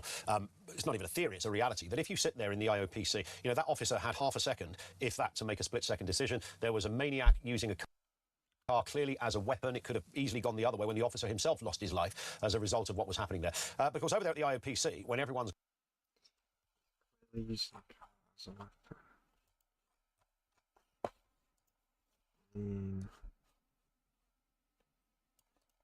It's truly shocking, isn't it? And the first thing I would say is that we ask ordinary people, police officers, to do extraordinary things, to carry a fire that's meant to really winkle out the bad guys decides to spend nearly half a decade investigating you. It's truly shocking. That reverse has to be intentional. Isn't it? And the first thing I would say, the acceleration into the cars. I mean, yeah, I mean, there's no way you're fitting through that gap. So that's pretty intentional. is that we ask ordinary people, police officers, to do extra. What are these circles? Oh, these are the police, alright. Where this might make it a bit more interesting. And then your own institution, that's meant to really winkle out the bad guys, decides to spend nearly half a decade investigating you. It's truly shocking, isn't it? And the first thing I would say, it don't look like he's trying to run over any officers or anything. Though. Like he's driving into the cars, which is fucking stupid. You shouldn't do that. But I don't think he's trying to kill any officers or anything like crazy.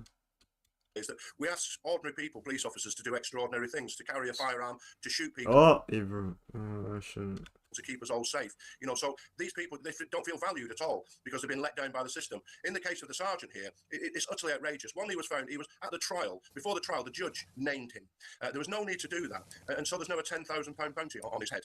This judge, I looked into him. Of course, his mother used to cut out clippings from the Guardian, so you can read into that what you want. And then we have the fact he's found not guilty, and then we go to this IOPC, and it takes 2 years. Well, I was actually shown the video of the shooting when it first happened by a TV company and asked for my opinion, and it was readily apparent what had happened, that he had shot at the man, and the car had jumped forward, and that killed Cabba. So how does it? I don't know. I feel like the thing is the police had this like down. They had this like so under control that it's kind of crazy that they shot him. Like they've completely surrounded his car. There's nowhere he can go. The only thing that would change it if he had a firearm. Or like something along them lines, it would make more sense. But it just he don't have anything. He's just got his car, and he's driving back and forth, trying to, I don't know, like wiggle his way out or something. That's how I see it. In the case of the case that we are through the legal case, not guilty, and then your own institution, that's meant to really winkle out the bad guys, decides to spend nearly. Like he must see. You must see like all the cars in front. Half a decade investigating you. I don't know. I don't know what he's trying to do. Is he actually trying to like kill officers? Shocking, isn't it? And the first thing I would say. But like, why? Okay, let's say he's right here, right? He's probably looking right at the officers, right at this guy, right? And then he drives to the left. Well, why would you do that? If you're trying to kill them, you would obviously just drive right into him, right? And then he hits that, and then he.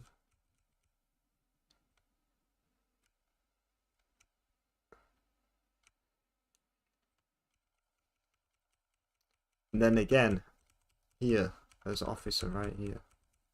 If he actually wanted to kill him, he would just reverse into him or something, wouldn't he?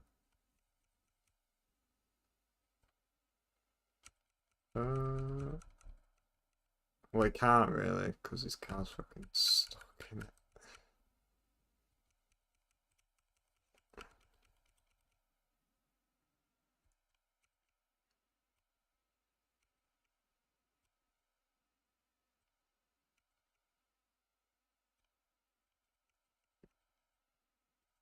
Like, yeah, like, what do you even expect to happen?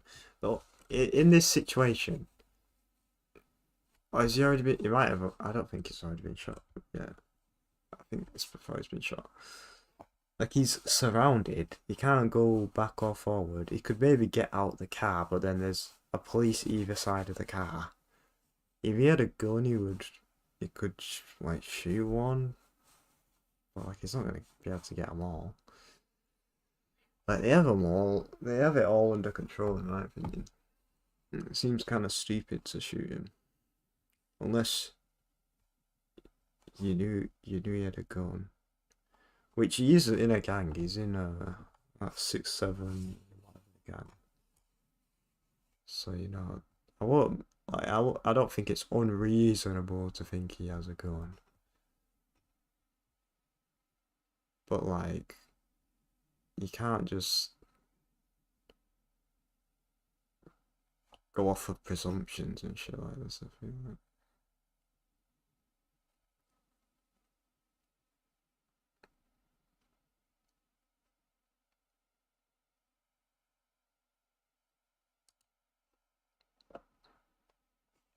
Have the fact he's found not guilty, and then we go to be locked in prison in solitary confinement for the rest of his life, and then he doesn't know if he's going to lose his job for another 2 years. It's completely outrageous. And of course, it feeds back into that well-worn now. Like, it's not. By the way, he hasn't even. I don't even think he left the car in any of this. So it's not like, maybe if he gets out of his car, he doesn't have his hands up or something. It's like, oh, okay, that he's gonna fucking shoot someone, isn't it? But like, no, he's still in his car. But if you sit there in the IOPC, you know, that officer had half a second, if that, to make a split second. He literally has his hands up, like. Oh wait, no, does he have his hand on the wheel? Oh no, he didn't have his. It looks like he had his hands up there. But he has his, he must have his right hand on the wheel or something. Or he's holding on to, like, something on the roof. Car clearly as a weapon. It could have easily gone the other way when the officer himself lost his life as a result of what was happening there. Because over there at the IOPC, when everyone's got their nice little shiny laptop at their desk and they're watching this on loop for months on end, trying to find any little gap. Oh, look, there was a moment there where the officer's foot went forward before the car moved. So that would suggest that the officer was intending to already, you know, all of this retrospective guff that we hear, Mike. So it's meant to be a gun. Where people with it's not even the benefit of hindsight, it's the abuse of hindsight, frankly, to come to a very different conclusion, potentially. Absolutely, and I think we should take those individuals to a sort of police range where targets flash out, and is it a woman with a baby or is it a man with a gun? And let them see how fast you have to make these decisions. But I'm afraid that these institutions like the IOPC, like the judge, they have a very left-leaning view, and you've been discussing the professor before. Bro, what are you on about, bro? The officer faced no charges.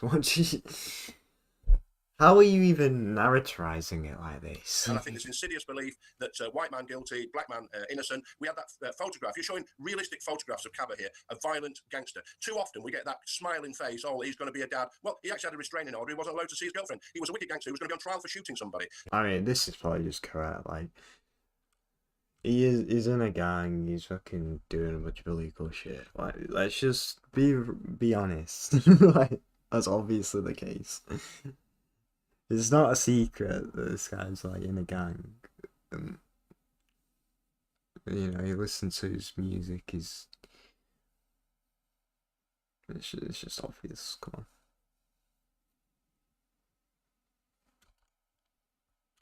So you're right to show the real picture of an evil man, and the good sergeant, he did his duty and did what he had to do. Mr. Rowley, head of the Met, system for holding police to account is broken, he says. What do you think he means by this, Mike? Well,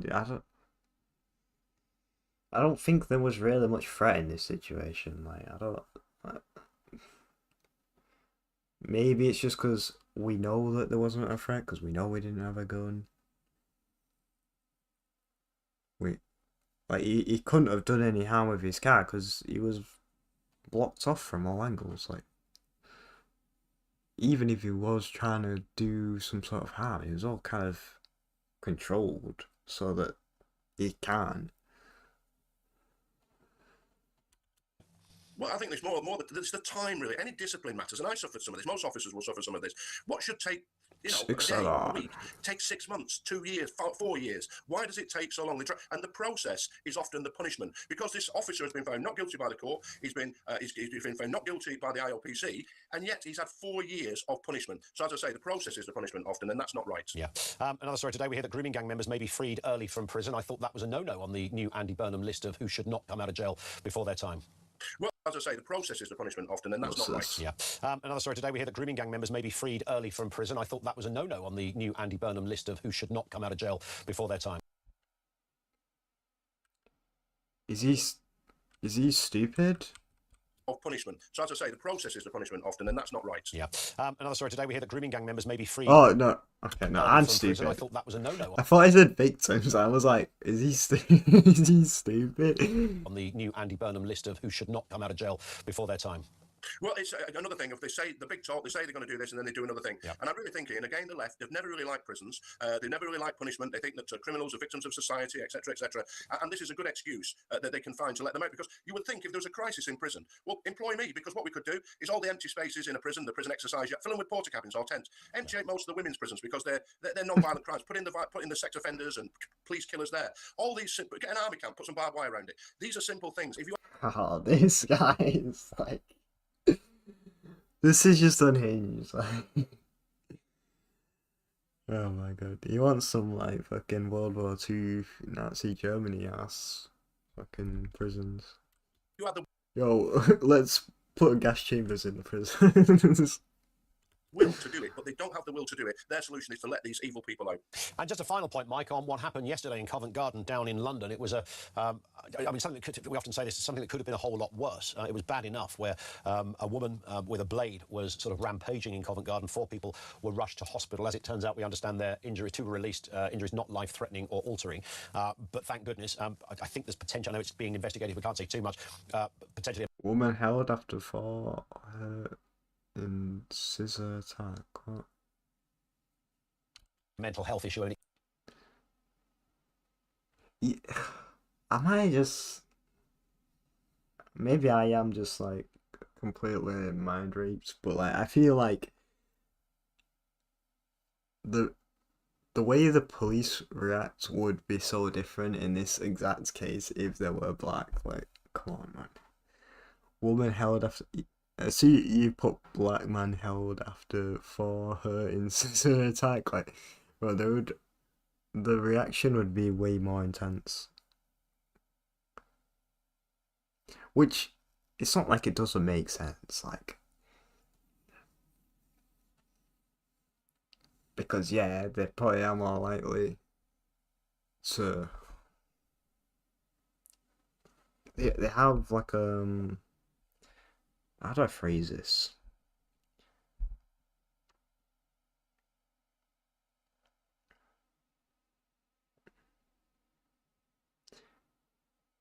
They just have like a higher crime rate, so they're probably like, well, per capita or whatever. You know, there's reasons as why that is the case, but it kind of just ruins their optics. You know, the reaction to when they do something is more extreme.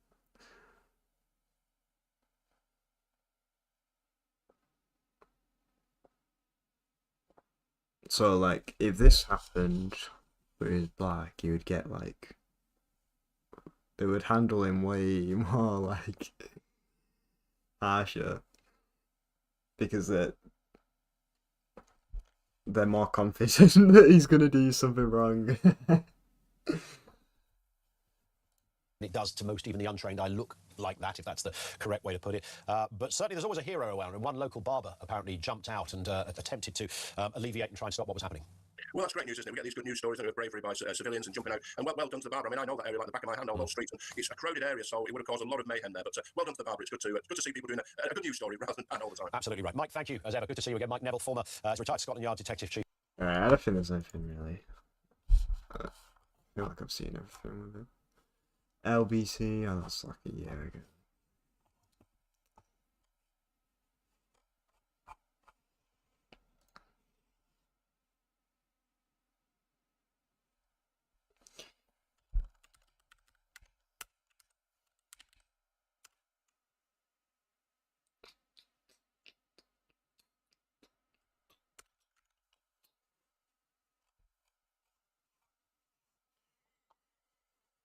Do do do do do do do. Who actually is British?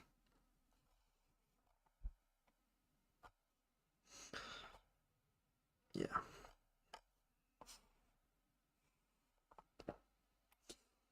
Emo room tour. Guide to make your room look cool. Am I crazy? Maybe I'm just really boring, but like, well, I don't know. Let's look at this. Can we get some? Is this green screen? Why do they look like really overexposed?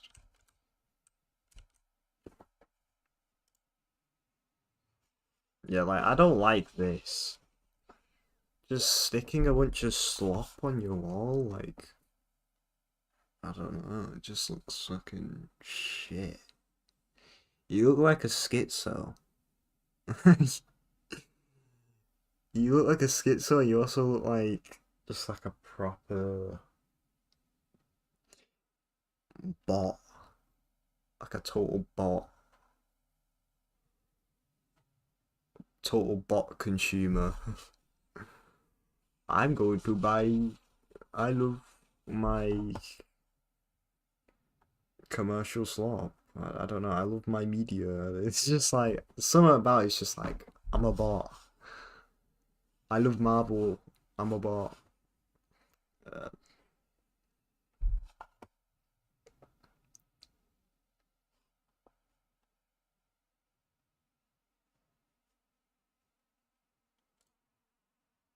Like, what even is this? Is it...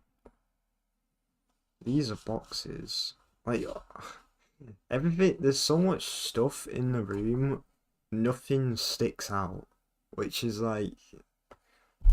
I think that's the biggest problem. Nothing sticks out in this room because it's all just... There's too much shit. Like... Well, I always like... Do you know whose room I actually think is kind of awesome? And I don't even like the shit it's got on his wall, but like...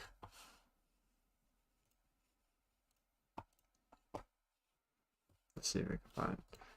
Yeah, like... This...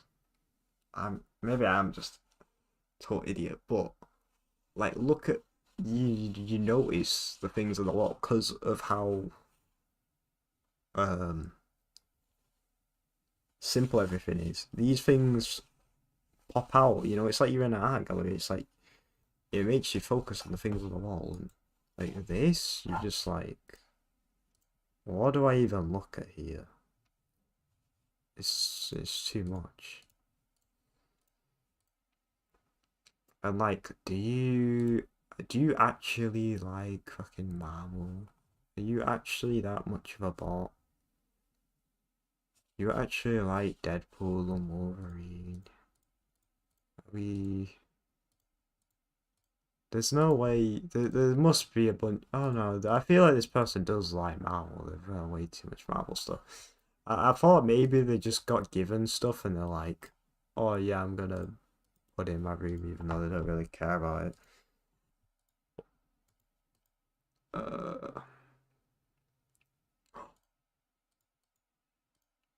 Wait. For me. Have they ruined this record? Like, and it looks... This looks terrible. This literally looks terrible.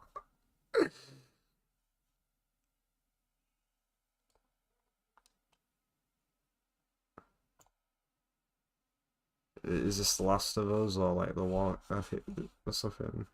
It's Last of Us, right?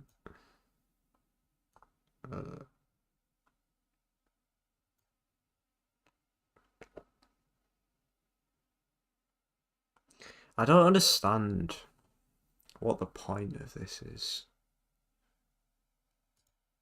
Make your room. This is to make your room look cool.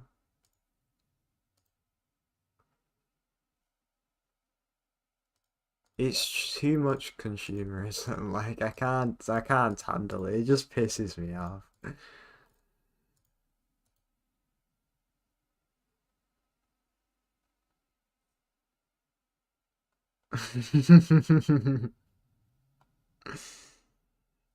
This looks ugly. You cannot convince me this doesn't look. This looks good.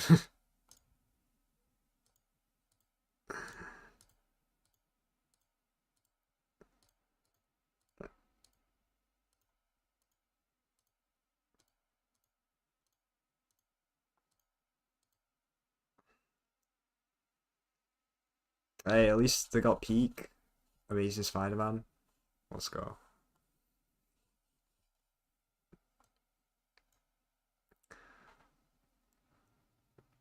Oh no, is that Tom Holland Spider-Man? Jeez. They would like Tom Holland Spider-Man. They would. Of course they would.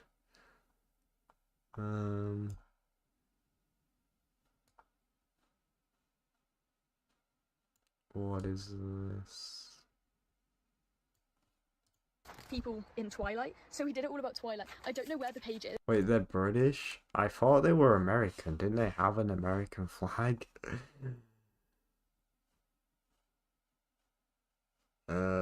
Love Pink.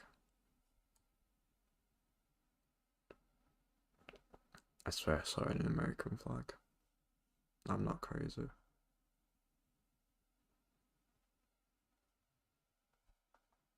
Was it at the beginning?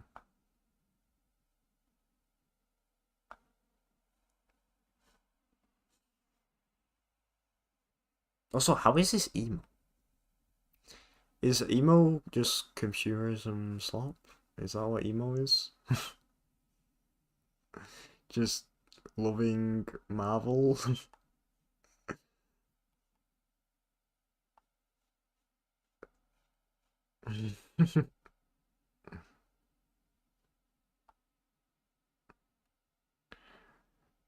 What is that one thing? Is it called like Scene? Scene. Yeah, it's this, isn't it? It's this. It's this type of.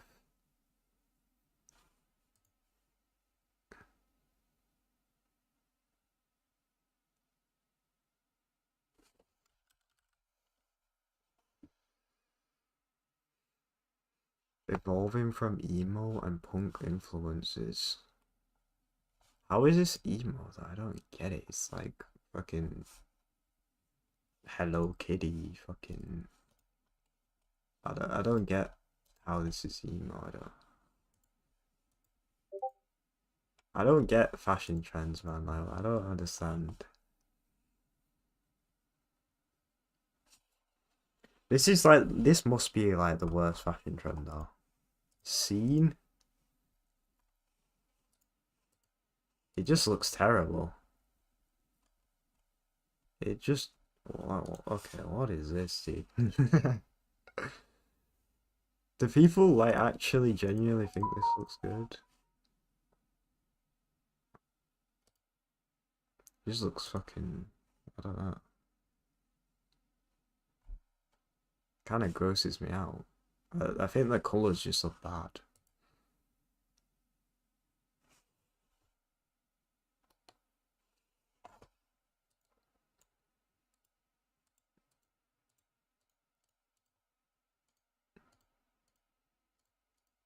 Was there an American flag?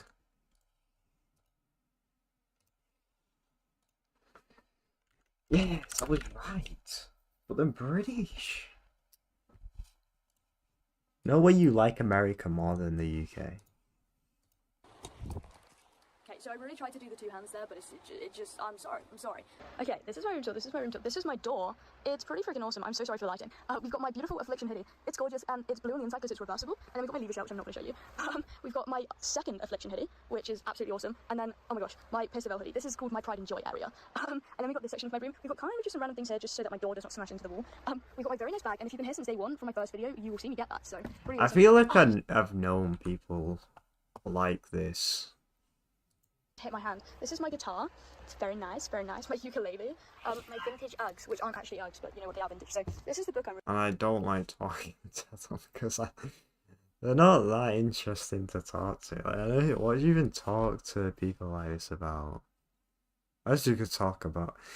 The thing is, even the stuff that you both have in common, like, I don't know, like, there's probably a couple things here that we can agree on that are good. Like, Pokemon's alright, but I wouldn't have a conversation about it. Do you reckon they think Deadpool is funny?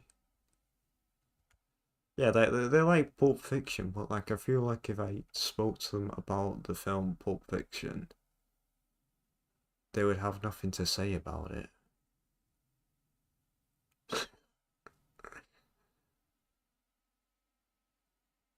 So like, what do you even talk about? Because I don't know, they just... I don't know why they like movies, because I don't think they take anything away from it. I'm totally just assuming. This might not be true. This is just my experience from people who are like this. And like a proper massive consumer retards.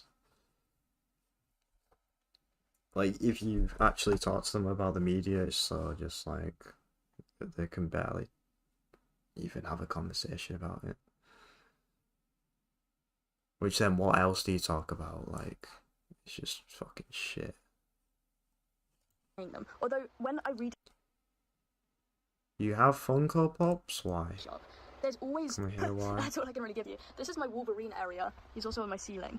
This is my Wolverine area because every time I go into a charity shop, there's always either Wolverine or X-Men DVDs. So I just started buying them. Although when I redid my room, I made like this area, and now I've realized I don't really have any more space to put any, so I've stopped buying them. But yeah, that's what I've got there. We've got some The Walking Dead. I love The Walking Dead. We've got Avril Lavigne because when I was blonde, or even now actually, even though I've got pink hair, everyone's always like, oh my god, you look so much like Avril Lavigne. The second I started wearing eyeliner, everyone was going, oh, you look like Avril Lavigne. Which I take as a major compliment because she's gorgeous and so talented. But like, I feel like everyone gets that. Although it doesn't, I still love when I get called out. I'm gonna be honest. But yeah, we've got Lego Batman. I love Lego Batman. And then, right, okay, we got some Funko Pops right here. Pretty freaking awesome. They say I look. They say I look like. They say I look like this. That's what they say. This is what they say. I wish. Like, you remind me of the way. I've never watched this film. I probably should watch it. It looks good. Star Wars. I like Star Wars. We've got this dude right here because there's, I don't know if you can see like I don't know how to efficiently show you this, and I don't know how else to phrase this, so I'm sorry. But the bulge coming through here, I actually just can't even show you. Like, okay, well there's bumps in this. I don't like tapestry, but even there's better looking tapestry than this. Like, come on. This is like, you look up. Let's test this. Actually, wait. Let me go on incognito. Because I don't want to leak. Can I go on Amazon without an account? Does it show my location? It does. Oh, no way. Oh, I wish I could show you this. You look up Tapestry on Amazon, it is the first result.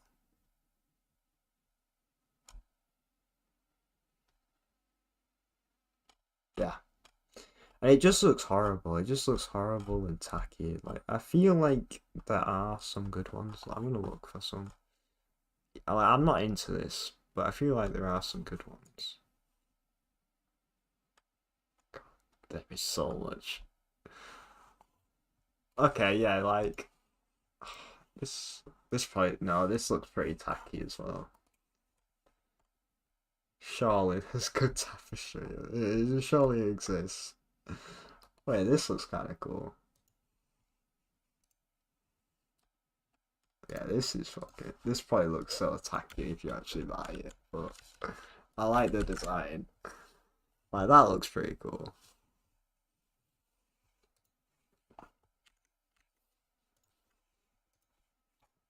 But yeah, that is literally the tapestry they have is literally, if you go on Amazon and look up tapestry, it's the first result. And it's that.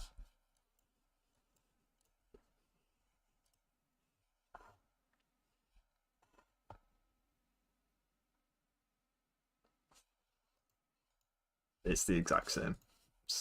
Because it used to be like, hey, you can kind of see it used to hold up shelves, which aren't there anymore. This is a fog light I made myself, by the way. I made that on Christmas because I was bored. And then I got another bag here. I used that one for prom actually. Which I feel like is pretty telling. But that's the first result that comes up. Let's see, am I getting any responses on?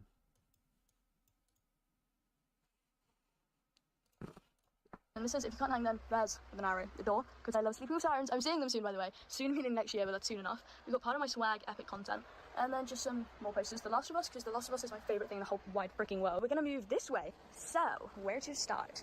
We're not really going to dive into under here, but... I think they probably do have, with the rest of the media, like I don't know, Marvel, Pulp Fiction. I feel like they have a like loose interest in it, like they collect it for whatever reason, but they don't actually. You can't really talk to them like they probably do really like the Last of Us, which I don't. I've never been into it, so I don't know. We have got the Ellie Williams under here. But this is my beautiful vanity. We've got System of a Down. I got this today, which is why it's there. This is all of my freaking, like, eyeshadow stuff.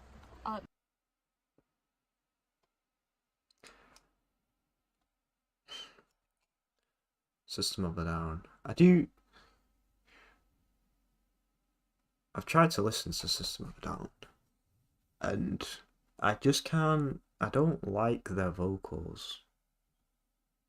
It sounds like really goofy, and I don't get it. It doesn't sound natural at all.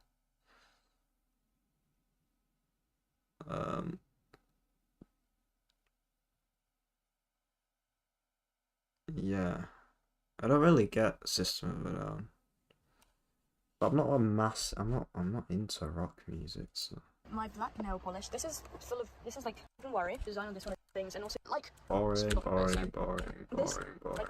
we've got Green Day down the side. Oh, on the ceiling here, we've got a Wanted Joe Miller sign. And here okay, so ignore that. This is my beautiful bed area with. Why do people do this? This looks terrible. Why? And you sleep in this? You sleep with this? A bunch of plushies? How old is this person? How do I figure this out?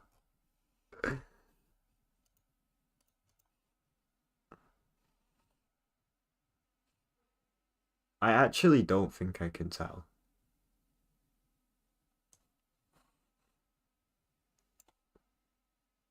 I don't know.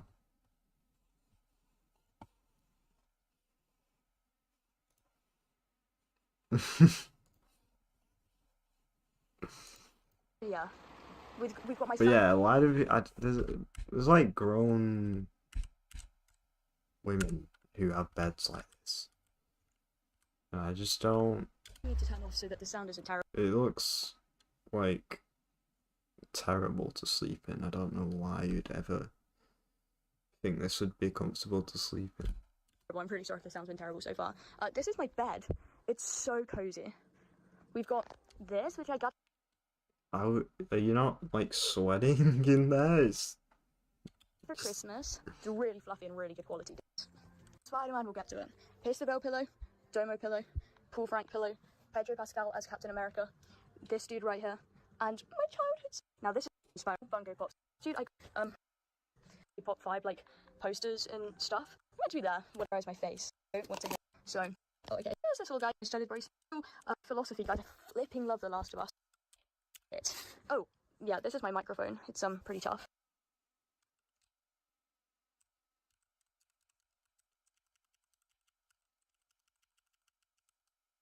Pretty tough. Oh, these are my books. What am I reading? You ask? Right, do I have this sped up? I do.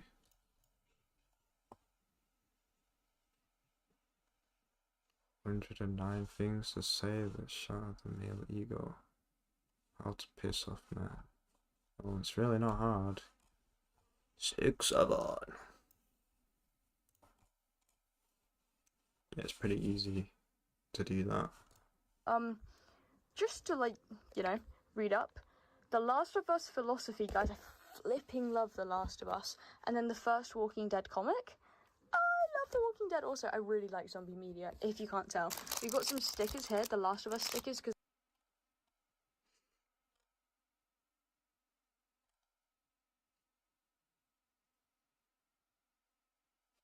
I need to decorate my freaking notebook. Okay, not my notebook, my So like sketchbook. 26 days later though, I don't see any 26 days later stuff. It's looking crusty, I promise it's... Literally the only good zombie media. Maybe you could argue The Walking Dead. But like, come on. 26 days later is better than any other zombie media. Not. This one, as you can see, has some posters, stickers on. Very freaking tough. Right here, we've got Pokemon cards. Yeah, there's quite a few in there. My actual collection is there. But I seem to have lost all of my good ones. I think my brother may have pinched them, which I'm actually not that happy about. And then right here, what do we have here, you ask? This is my Lego camera. Look, this moves, this moves, this moves.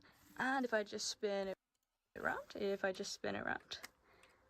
it's got like freaking film tape inside, and you can see through If someone done like 26 days later, I just assume they're like stupid. the see-through part. Oh shit, you might say. It just, it's so cool. It's so cool. It's so cool. Red Dead Redemption 2. These are just my PS4 games.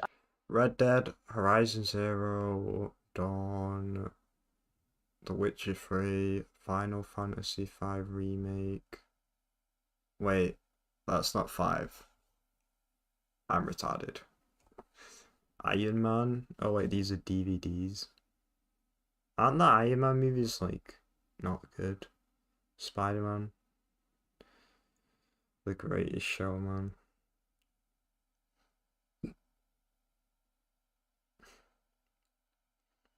I don't like any of their games.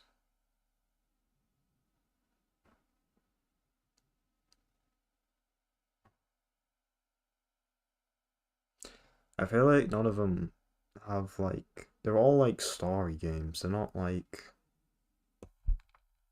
there's no, the gameplay for them is just not good. For any of them.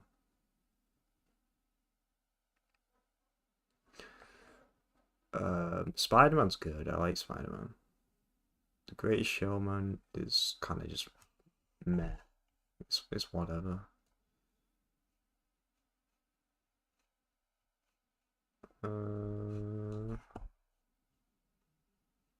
Yeah, I think that's it.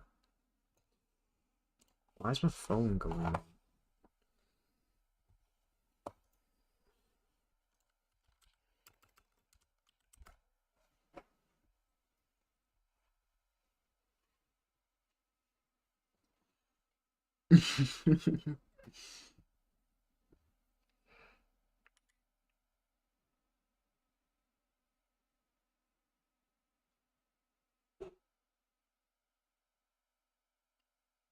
What's this? Commute Phil Fitness.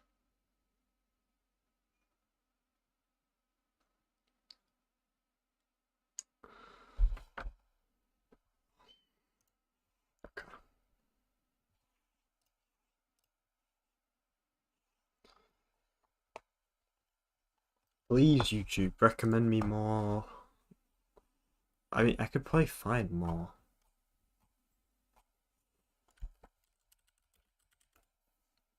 Will this work? Surely there's like actual good ones.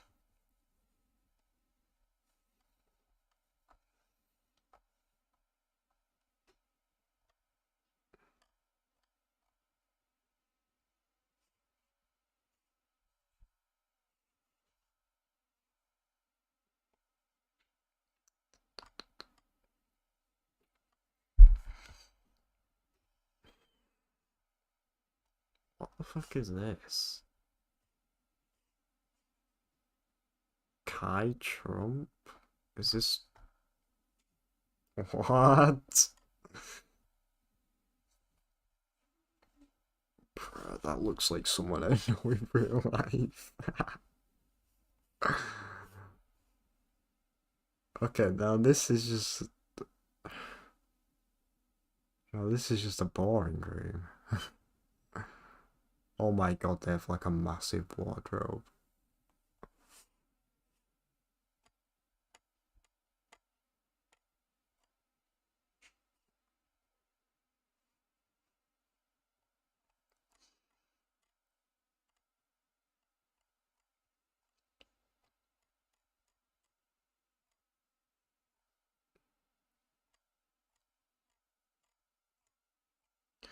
None of these people are remotely normal.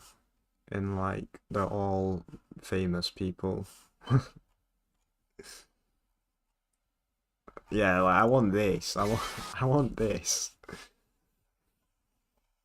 How do I fix the volume? This is gonna be really loud.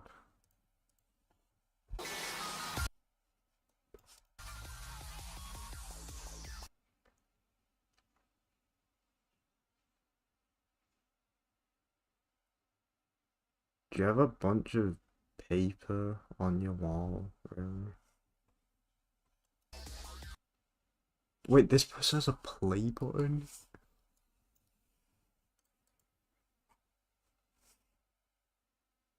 How? Wait, what? Shorts? Is that how?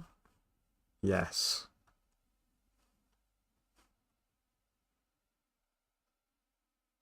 How have I found this? Oh, it's the scene thing.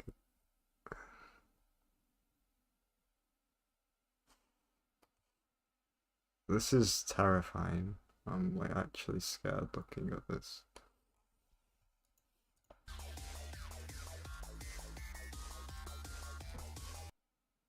I actually don't recognize anything on this. What?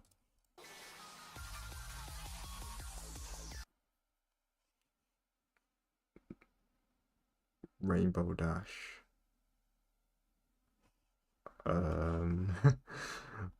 That's it. That's all I can recognize. Fart Zone.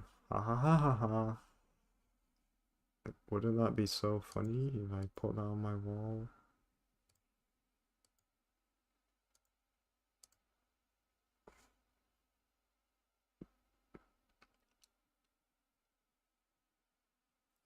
Is this lap? I think they play the guitar. I don't really care if it's lap.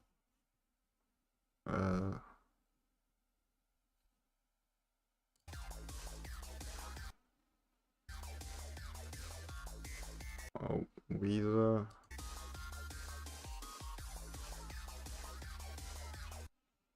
What is this song? Wait. Oh, I can't just click on it. Bro, this is AIDS. Every time I pause, it's just blurry. They need like still shots and not like this weird panning.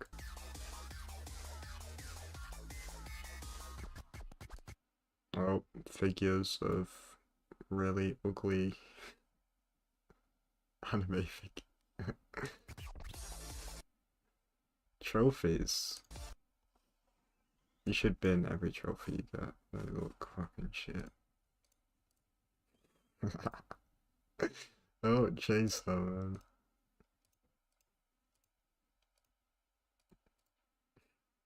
Oh my god.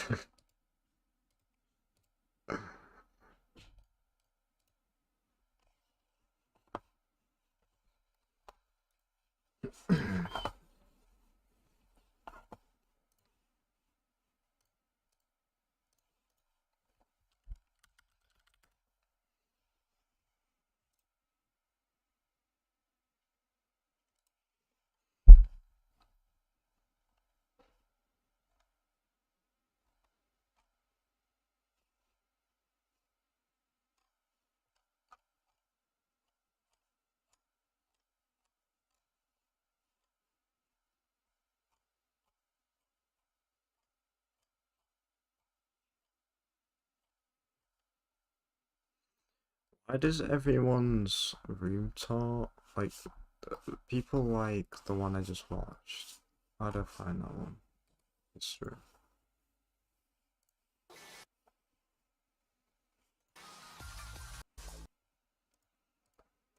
I don't think I've. You can't even see like the outsides of the wall. You can't see like the window and stuff because it's just blocked off by a bunch of stuff.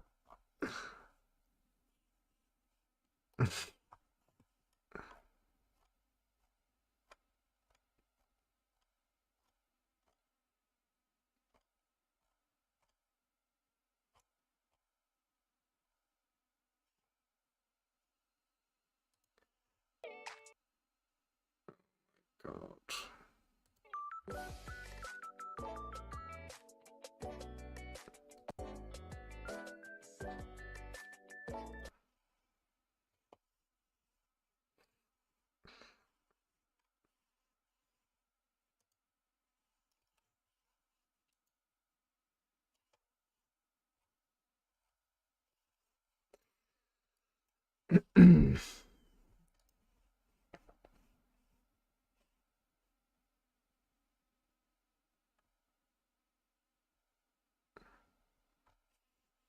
Don't actually recommend me this.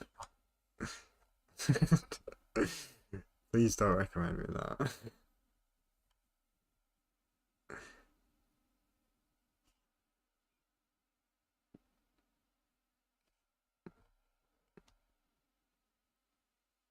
Hatless stream. I'm bold.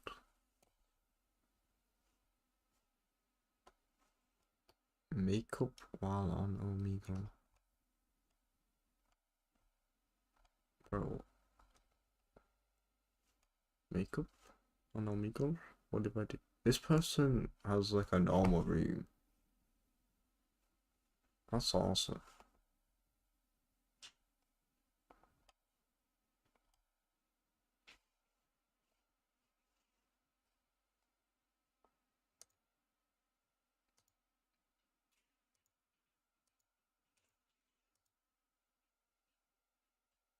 It's kind of boring though.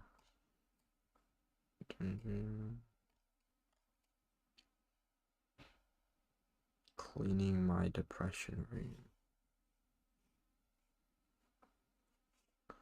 Bro, I'm so freaking hecking messy. Ha ha ha ha ha. Where these ants even came from?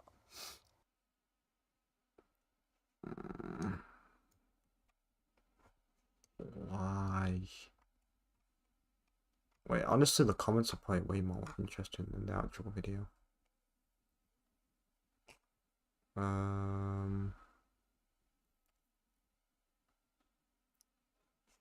JS posting. Best YouTuber JS posted. Oh, just I'm retarded.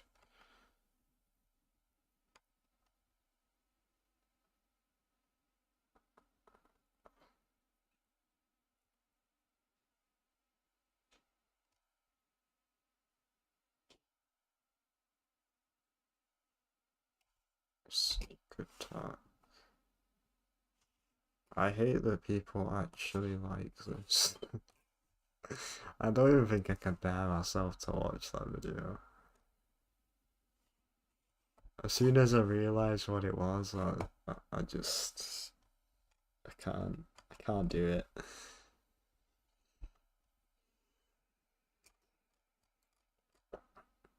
Never built an MP3 player before, help. MP3 players are stupid. You have a phone. Just download SoulSeek on your phone and download music. Why do you have an MP? Why? You can just download music without even having to get a computer, plugging it into the MP3 player and then putting all the music onto the MP3 player. You could just download an app and download it off a file sharing, so it's like SoulSeek.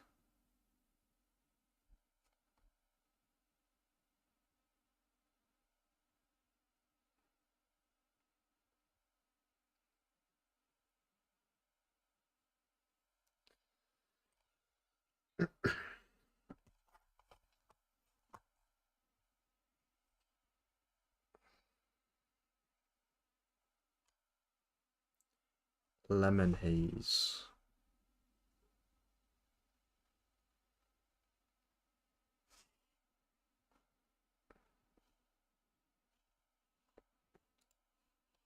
10 years ago from the day this video was uploaded, it was July of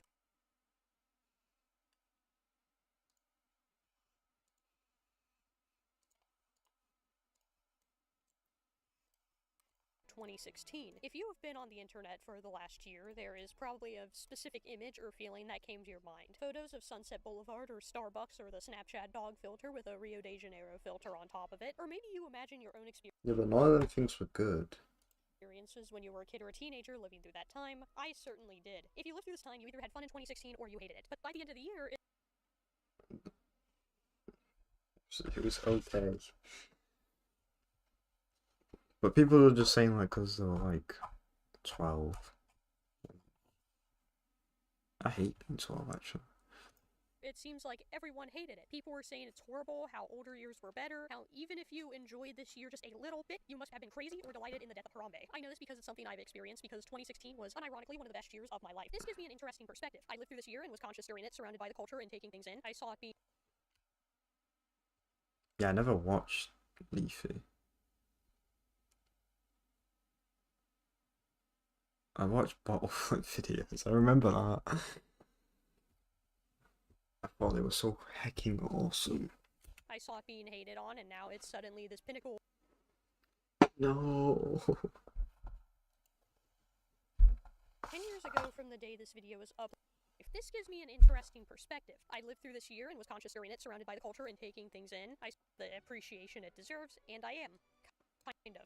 A lot of it is based on imagination of what 2016 was like, formed in the decade since then. Think of those 80s themed rooms you see. It's definitely themed around the 80s, but how many people actually had rooms like that in the 80s? If you lived in the 80s, then your room probably looked more ordinary and had stuff left over from the 70s and even 60s. For example, my room was painted and decorated in 2014, but I doubt people in 10 years would go, OMG, this is so #2026 aesthetic, even if they use the picture I took today. These rooms are a combination of pop culture vibes from the 80s instead of what most people in the 80s actually lived in. It's kind of the feeling when I'm looking at these 2016 posts, and I'll explain.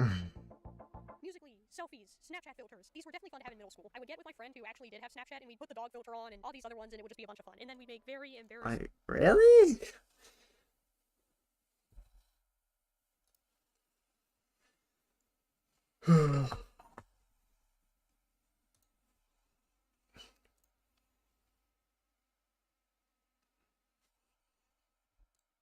The dog filter?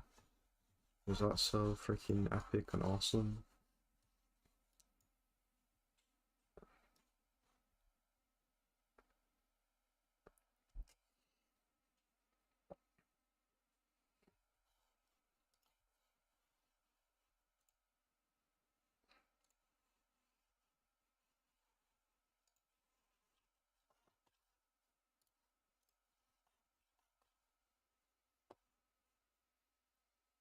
CSGO.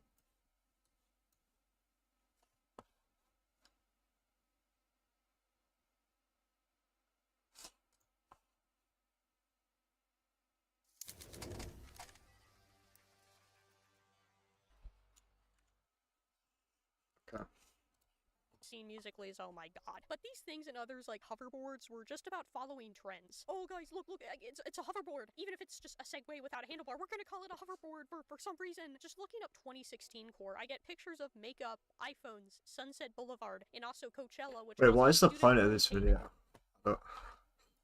Multiple student loan payments just to afford to go to for one day. A lot of the aesthetic posts are just so... Who even...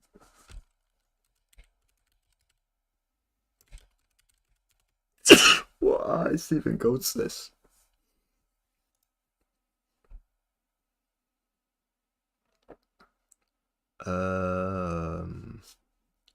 Wet leg? Pink Pantheress? Okay.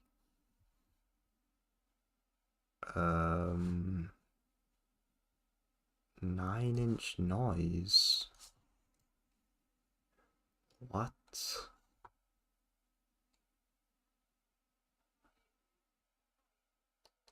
I've never heard of that before.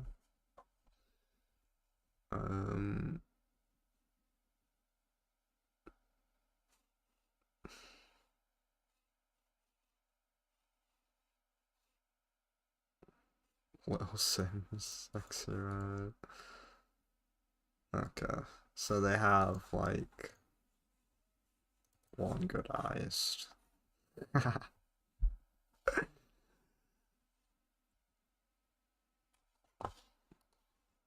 Social media, look at products. Remember these products? Yeah, we're gonna bring them back so you can buy them and relive 2016 with our products. Like the Unicorn Frappe. Oh, the Unicorn Frappe. Does it look pretty? Yes. Will I probably get it when it comes back because I like weird fast food items? Yes. However, I remember its release, which was... I've never even heard this being mentioned. Like, I've seen images of it, I didn't even know that's what it was called. in 2017, in fact, and I also remember the cynicism around it, especially having a 76 grams of sugar in one serving. It may seem like nothing today, considering Awesome. that the Dunkin' Donuts pumpkin swirl frozen coffee and the crumble cookies dirty soda have over 100 more grams than the Unicorn Frappe. Can you imagine in 2036 people saying, oh, 2026 was so aesthetic, remember crumble cookies? I do anything to try to Red Bull cream dirty soda once again, just dump all that sugar that could kill a blue whale into my body. I'm gonna sound like a hypocrite, but I just want to say that there was a Dunkin' right next to my college, and I used to get pumpkin spice coffee every day, and that would signal like the fall season. It was so good. I actually do like pumpkin spice because I'm basic, but you know what? I realized that where I'm moving, there's not gonna be a Dunkin' Donuts where I am, and yeah, I know I sound like a big back, but damn, it was good. But this was a time when coffee shops had to become places where you would get your dessert at 7 a.m. So I could never do that. That's grim. This thing was also a headache to make. I'm too awesome. The incident later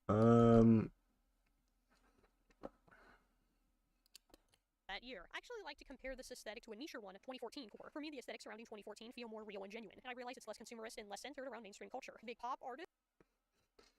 Are you sure? And I realize it's less. Wait, these are just the same album covers repeat over and over again.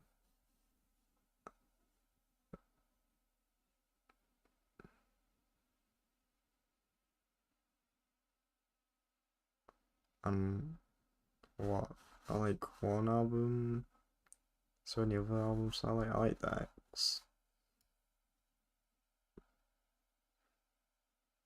XX, or whatever they're called. This release is underrated from them. Like, everyone just likes this one, even though this is like probably better. I don't. What's this guy called? The guy who made this album. What? How do I not remember? Who's he called? Consumerist. I don't Less know. centered around mainstream culture. Big pop artists are replaced by Arctic Monkeys and Lana Del Rey, and the dominant aesthetic is soft grunge instead of a mix of It's not even a good Arctic Monkeys album. Big pop artists are replaced by Arctic Monkeys and Lana Del Rey, and the dominant aesthetic is soft grunge instead of a mix of Southern California preppy Rio de Janeiro filter Starbucks. I'm not saying any of these are bad, but the 2016 aesthetic mainly has its roots in the Instagram influencer culture of that time. My statement that this is consumerist is backed up by one of the biggest things emitted from the 2016 nostalgia wave, that being meme culture. If you really want a 2016 experience, look up Dank Meme Vine compilation July 2016 or whatever and watch one. Look at this one I found. It starts by advertising a Trump Pepe phone case in a You Just Got Beaned shirt. I would recommend top 10 dank memes of 2016, originally uploaded by Ember Lemon, but it got re-uploaded and I'll put the re-upload in the description. It didn't age well in some parts, but it is certainly a time capsule. What's interesting is he considers Harambe a normie meme that stopped being funny, but it arguably lasted the longest and became the main meme from 2016. Yeah, you remember people were genuinely upset about normies getting into their dank memes. Remember that? We don't talk about that enough, how there were like people willing to... That was awesome. Nah, I always find that stuff gay. But, like, oh my god, normal people like my unfunny humor. Oh no. Hello.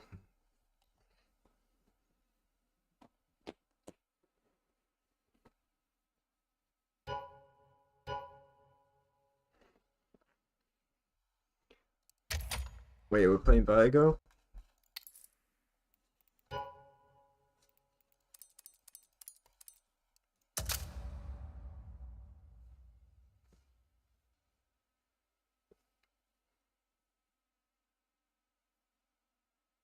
I need to change my stream title.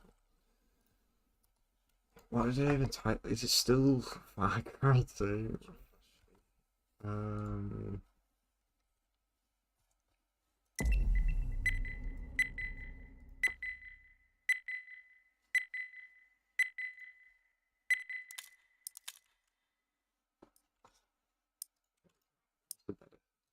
Better title. Let's roll. Better title.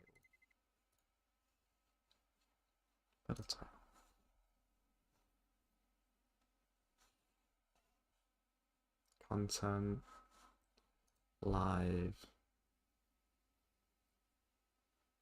Okay, it's not blocked.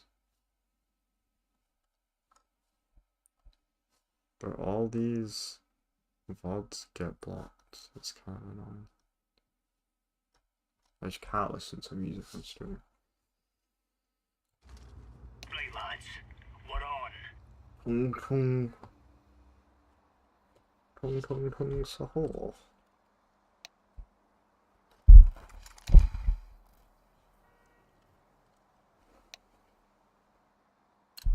I win.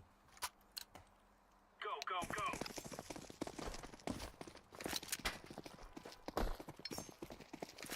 Incendiary.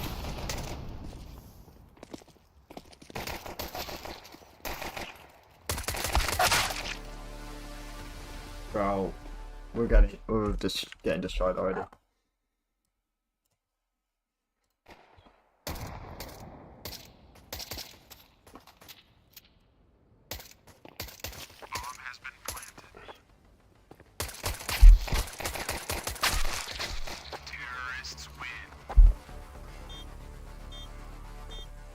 Well, it's my first game on. Okay.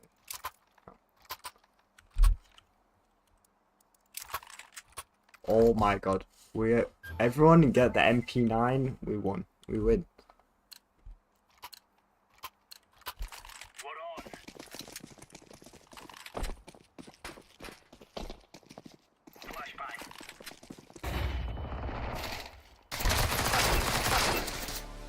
I've got flashed. Oh my god. I'm such an idiot. See.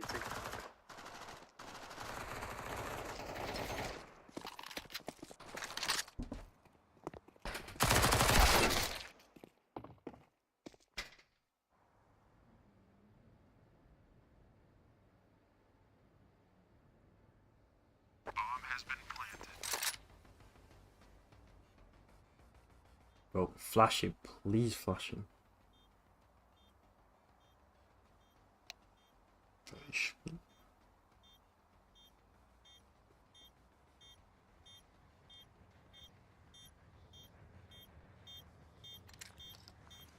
Laying down smoke. Terrorists win.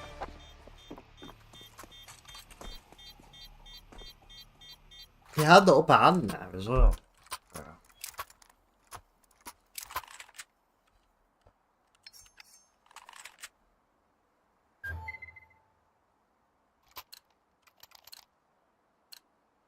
Let's give it to them, boys. Throwing flashbang.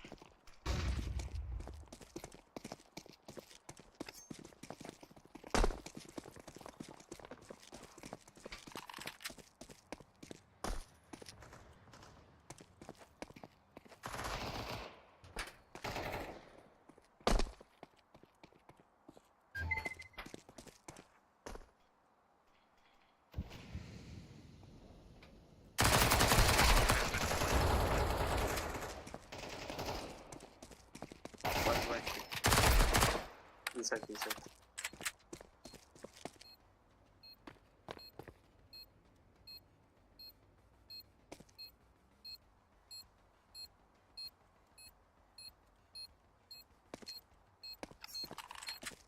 Diffusing. Terrorists win. Bruh.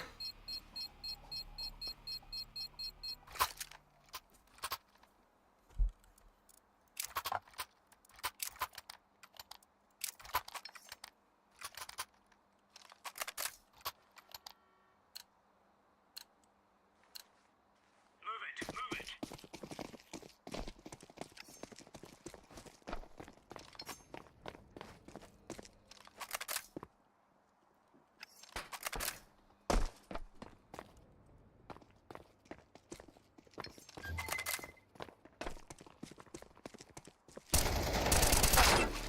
Oh.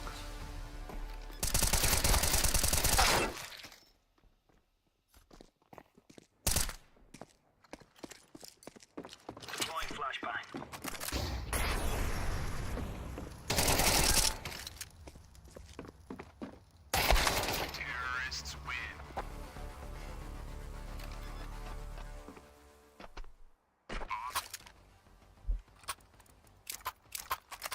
We'll get destroyed.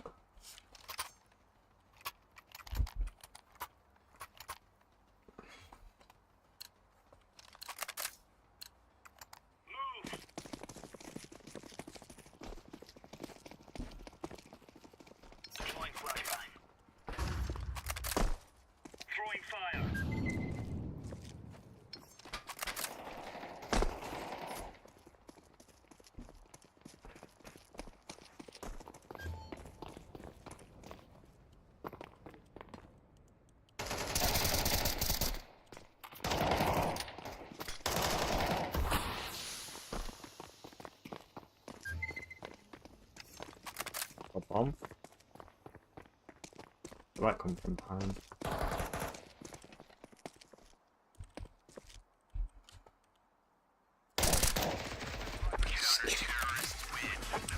I'm such an idiot. Yo. Look at that. Yo, look at this gun. Holy.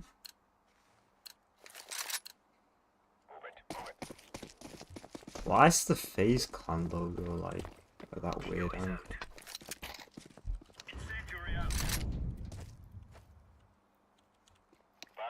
Well, they're not gonna go A, they're gonna go B.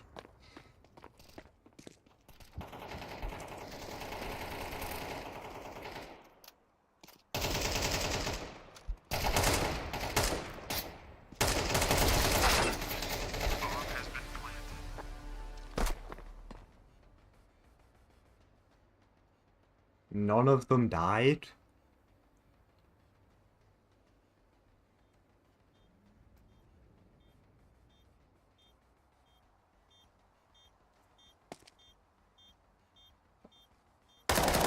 Like, what was I doing wrong there? Should I have just been spraying or something? I feel like maybe I tapped too much with the AK.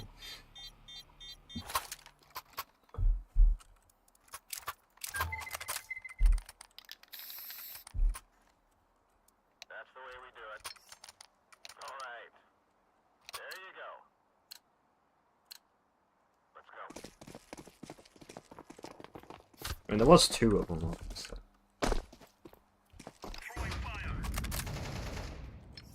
Like, you think I would be able to at least trade?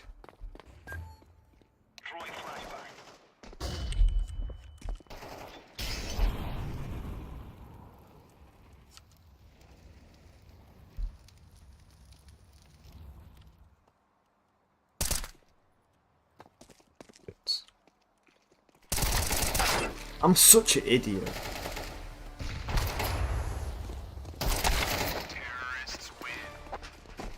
Bro, I wish I had a crosshair like close. I change my crosshair to be like closer. Gap? Yeah, like. Yes. Remove any doubts in your head. It's us or them. Flashbang.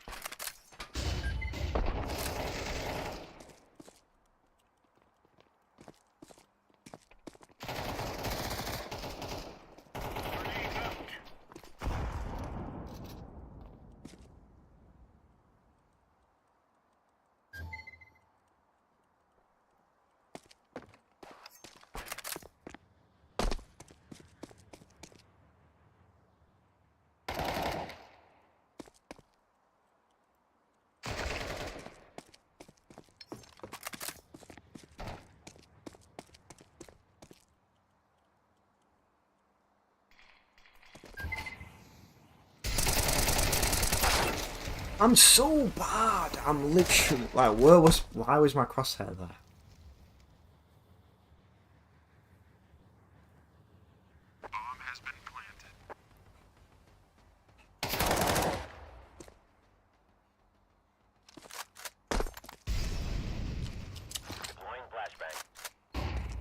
They got bomb as well. Oh my god.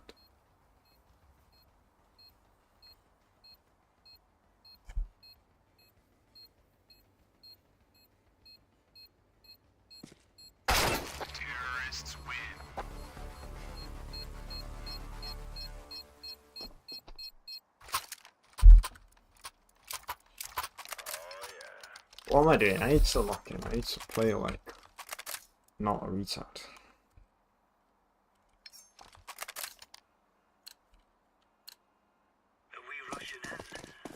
Looking sneaky deaky like.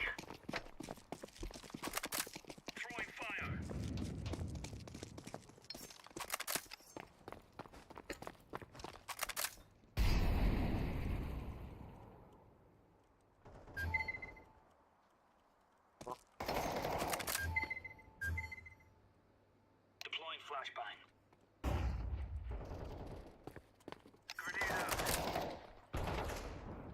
Baby, bir tane daha var. Counter-terrorists win.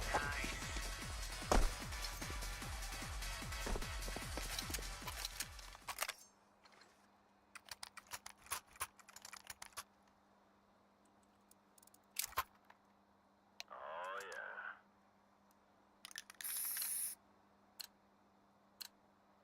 Move it, son. Grenade. Smoke.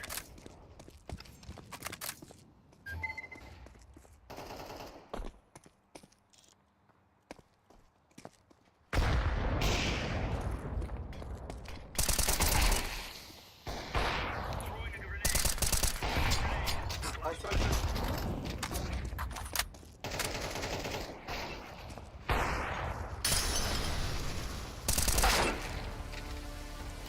flashbang.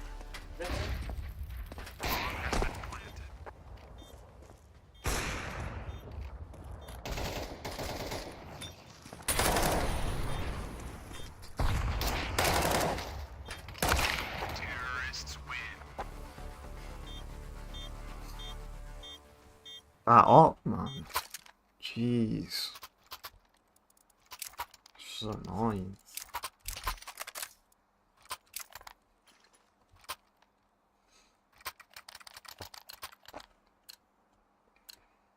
Come on, chop, chop. Flashbang. Deploying flashbang. Grenade out.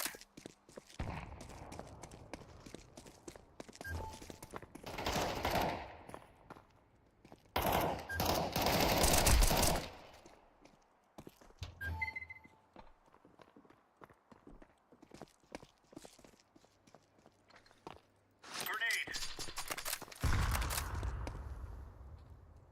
Throwing a grenade.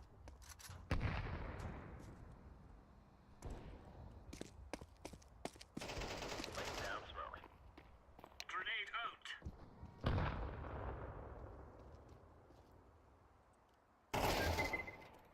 Geliyor abi. Oh, did he? I don't understand how he killed me.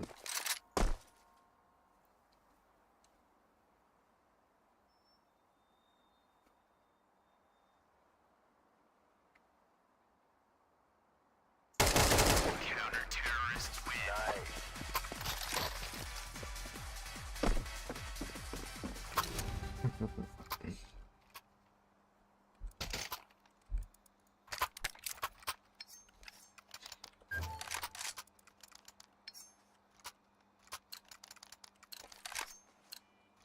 They're gonna wish they were never born. Throwing flashbang. Grenade out. Throwing smoke. Mid.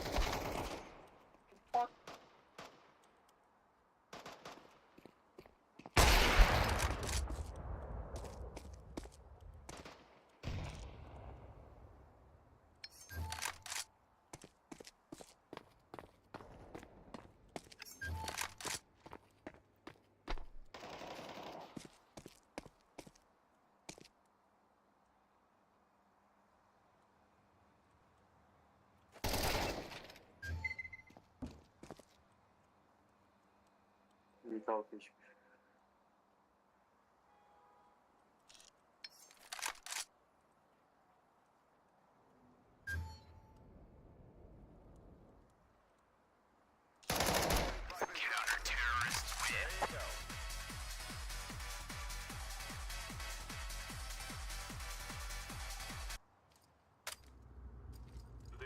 have been working for.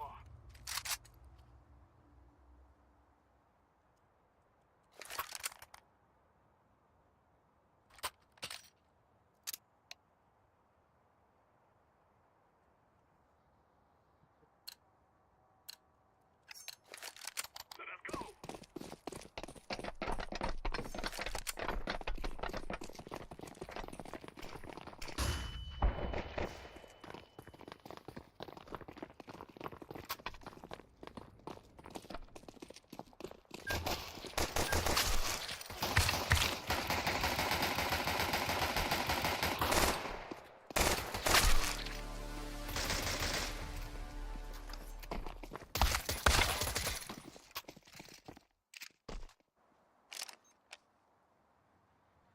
I'm setting the bomb. Too low HP. Bomb has been planted.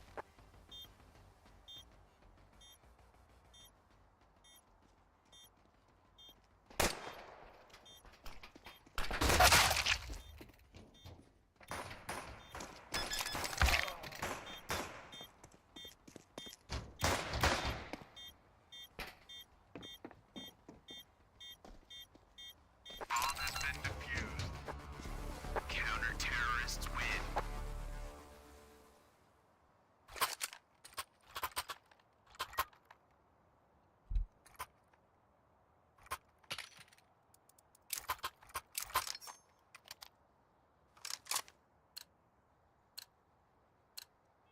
Let's go. Point.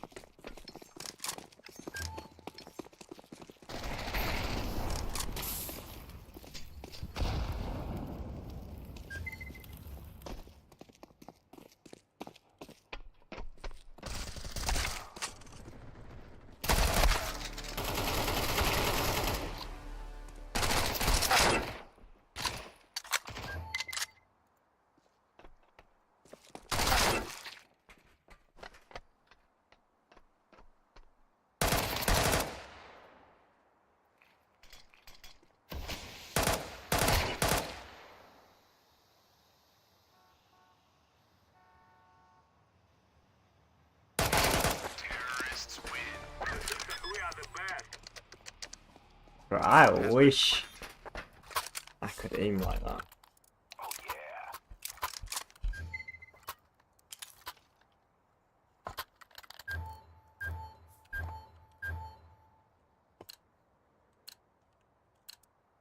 Let's go.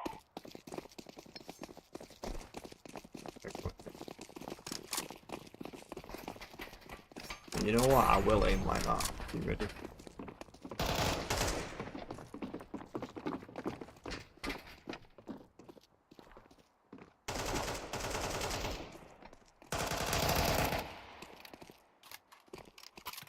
Activating the bomb. Bomb has been planted. Terrorists win. I fear no man.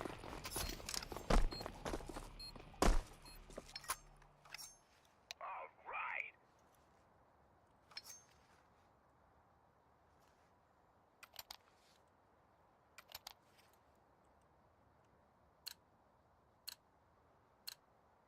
Let's go, my brother.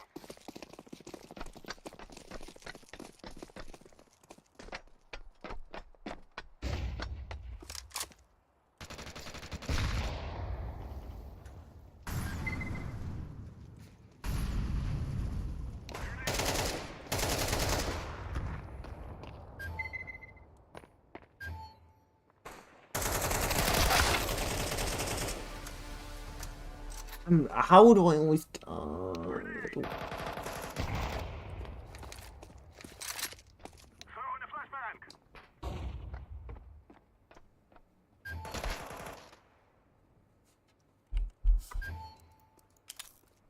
Planted. Bomb. Terrorists win. Real man.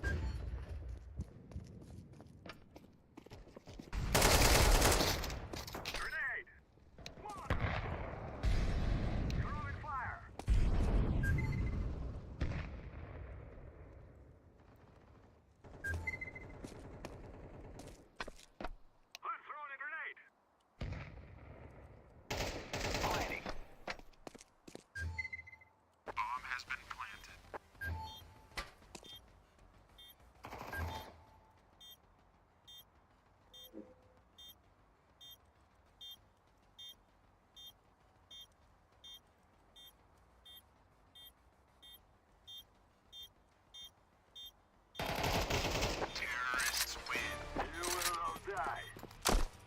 Throwing fire.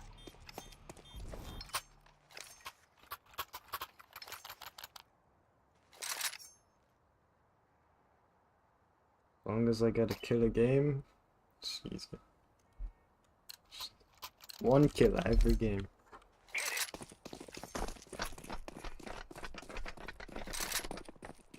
I'm throwing a flashbang.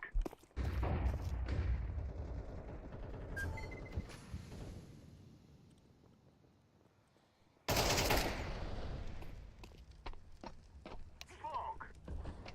Throwing a flashbang.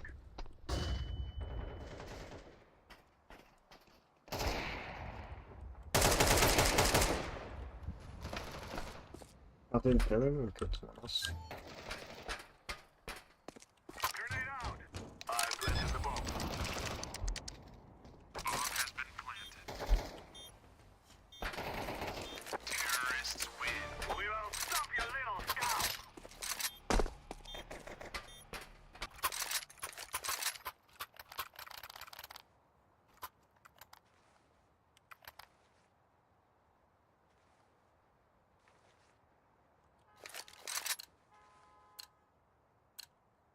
We must work together. Throwing the flashbang.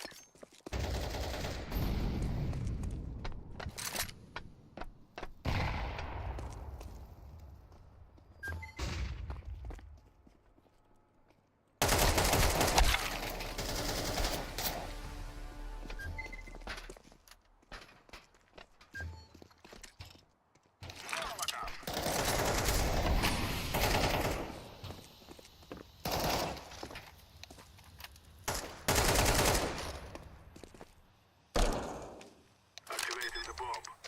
I'm throwing smoke. Bomb has been planted.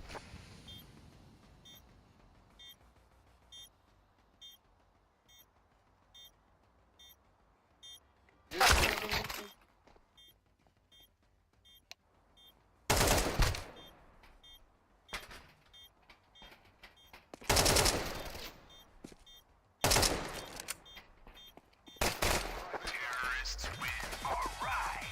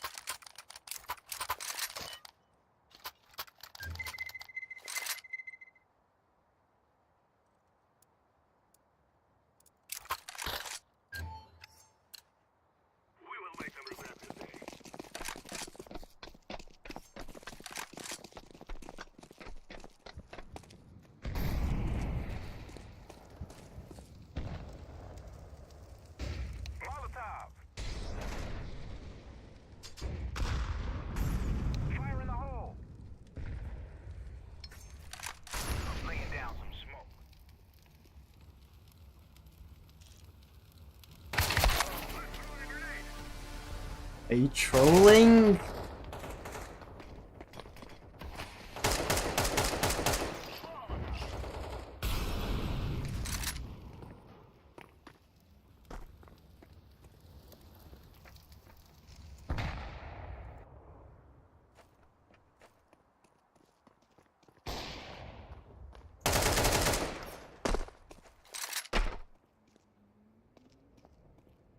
Come.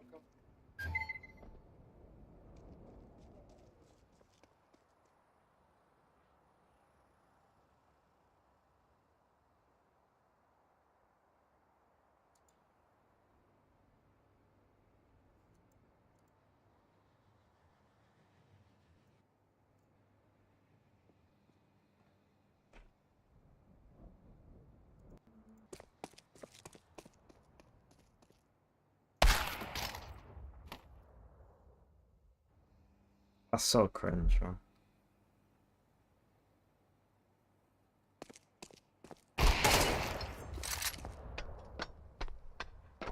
And he's gonna be out that box. Almost. Counter-terrorists win.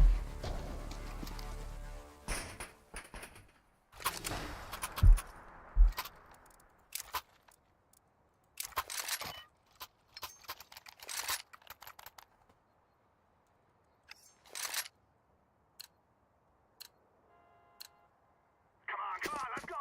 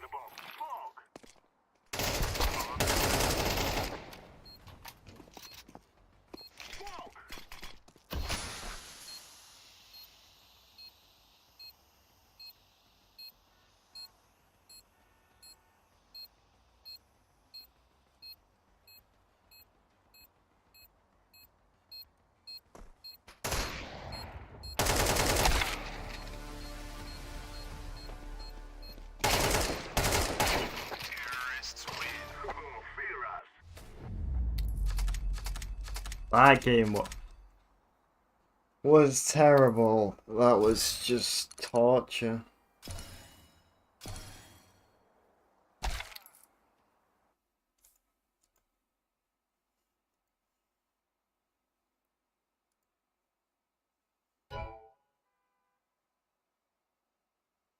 Why do these take so long? Like,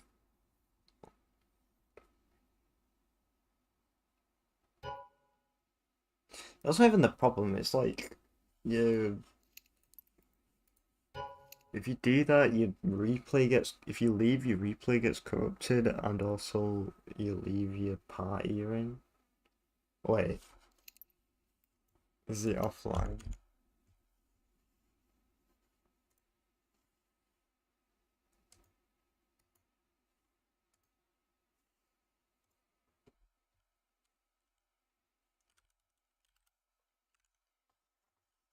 Wait, apparently one of them is Wally. I wouldn't be surprised because that map was just that game was so infuriating. It felt like you couldn't go anywhere. Yeah, this guy Pro Player 69. I mean, let's just look at his. I did not mean to do that. Hopefully it doesn't join. Let me share my full screen. We can investigate. Fuck. Wall hack and aimbot.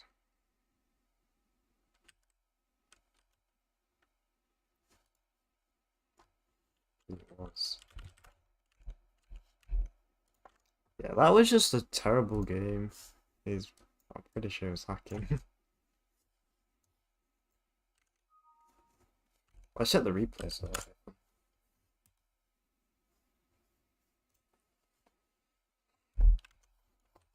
Oh my god, I hate how shit fucking Steam UI is.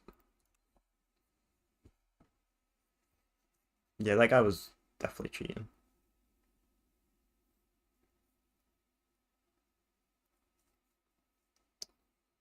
GG's.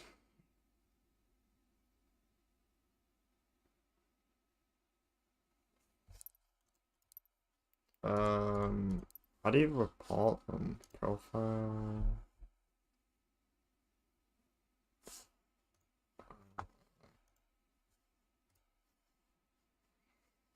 They are cheating in game. This will block players from contacting. I should provide more detail.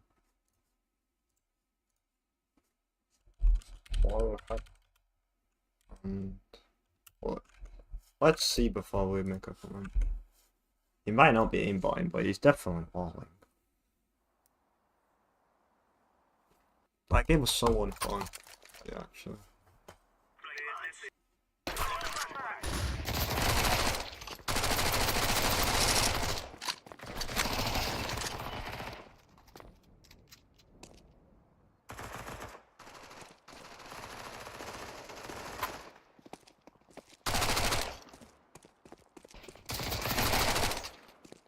Wait, maybe not.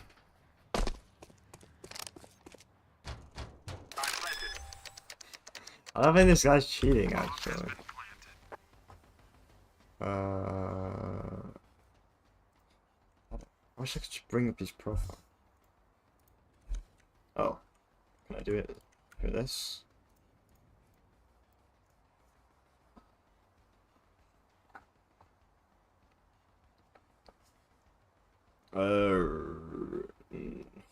Private it is saying. Pro player 69. Hahaha.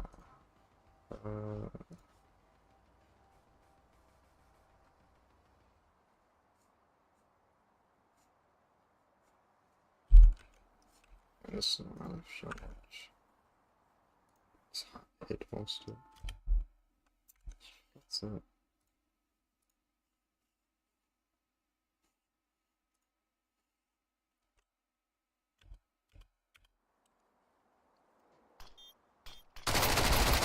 Terrorists win.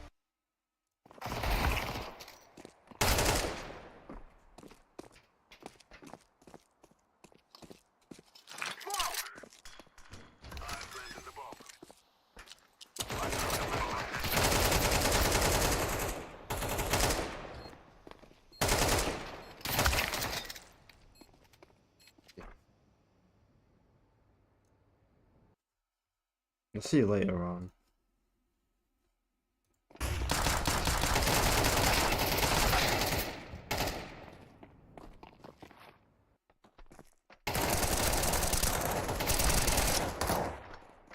No, I don't think this guy's cheating. He's just good.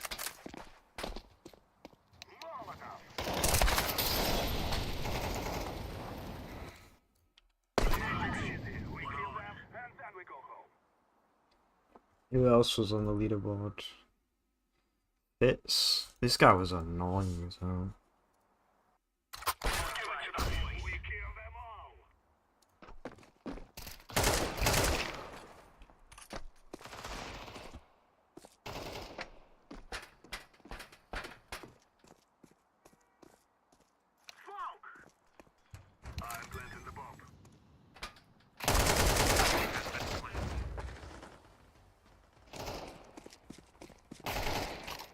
Oh, bro, oh my god. Stop telling out the game.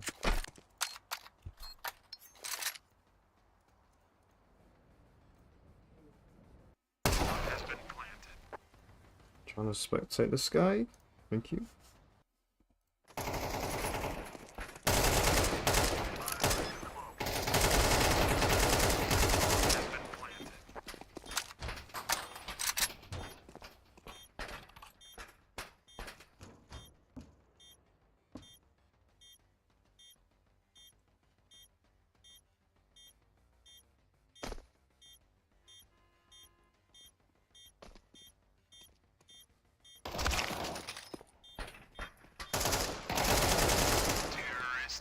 Yeah, I mean, that made sense.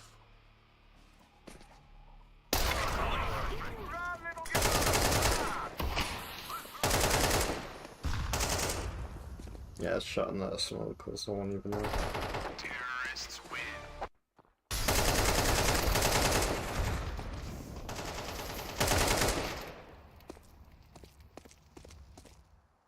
I'm planted. Bomb has been planted. Wait. Oh, I thought I was still on there. Should I play more? I don't know. I think I'm too tired to actually play good.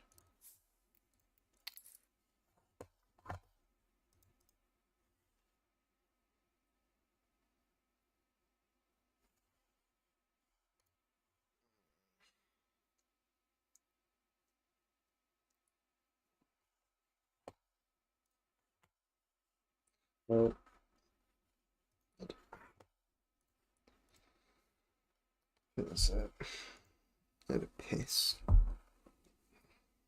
Flying Lotus places favourite. I hate this Derek G guy. So fucking boring.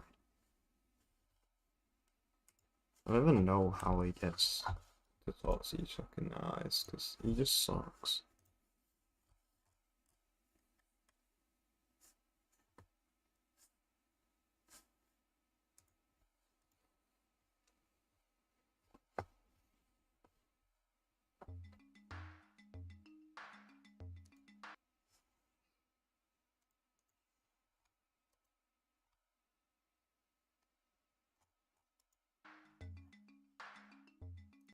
About what this show is about.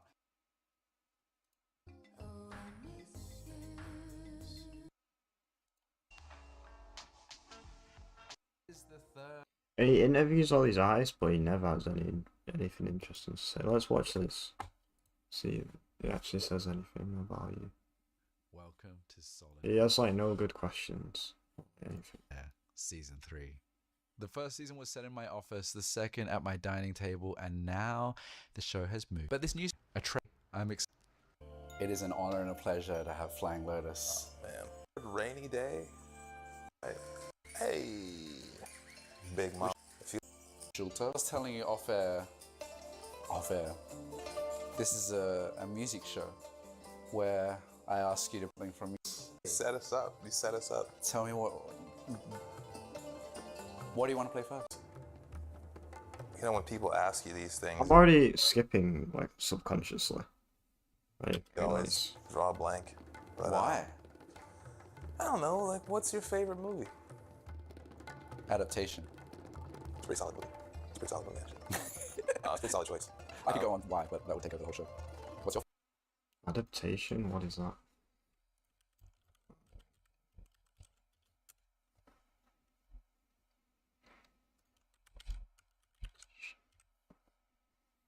This is this.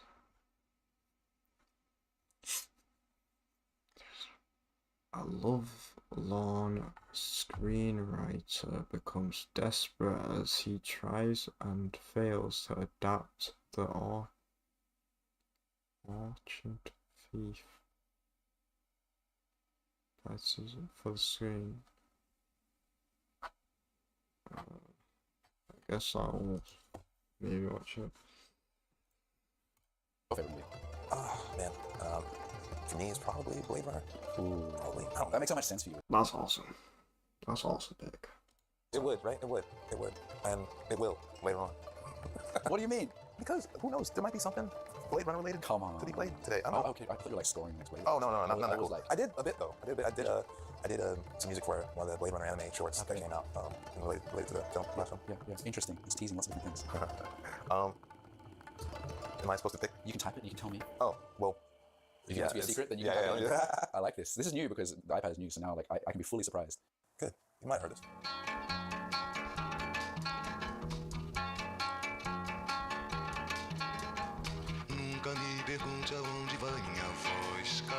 I think also the problem is I just don't like this format. Like, I don't want like an interview plus. It's like he's trying to do this, but he's failing. Like, this is actually good. He's trying to do this. But I think the problem is he also plays what he likes, I think. And I just don't care. I don't care what Derek G likes. I care what the cool music artist you have on likes. But the thing is also, with these Red Bull Music Academy stuff, they tell you a story of like their sort of journey, and then they'll play what music they were listening to at the time that relates to that. It just it's way more cohesive. Where it's just like you're just chatting and playing random songs. It doesn't hit as hard as it does with Red Bull Music Academy, which is just really good.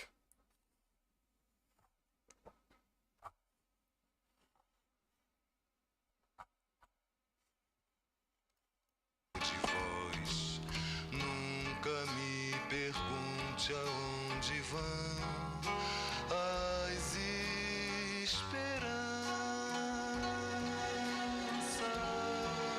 esperanças, porque nesse viver Wow. foi-se a minha paz.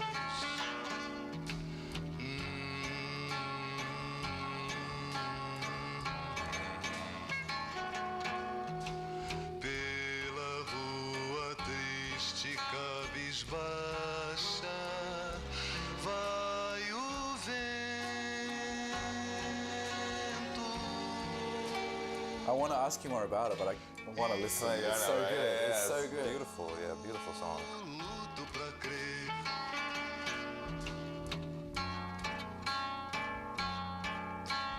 Luto pra crer.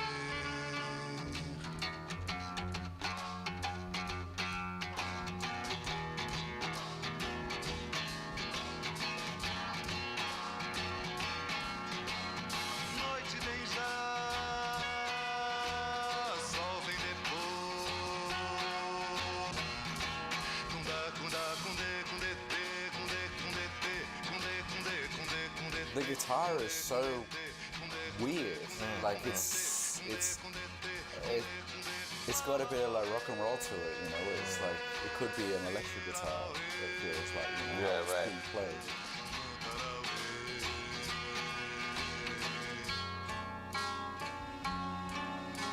noite vem já.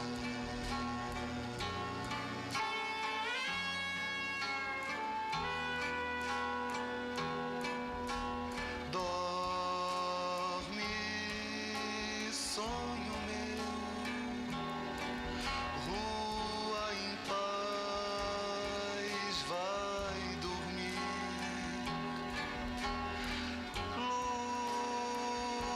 Lua vem cantar o ar tão frio. So tell me. How and why? Yeah, I think okay, before you tell me, I think in preparing for this show, because I've been a fan of your discography for so long, I didn't know how to prepare for it, because like there's few artists, I've had a lot of artists on, but that you know take a lot from jazz, you take a lot from experimental music, you take a lot from dance music, electronic music, and I was like, where's he going to go and what do I prepare? So like you playing this first, I shouldn't be surprised, but I am surprised. Also, we have another guest here, Captain Murphy. And when I think about Captain Murphy, I was obsessed with that tape. Yeah. Like, this isn't about flying low. It's about him talking about not knowing what music to suggest.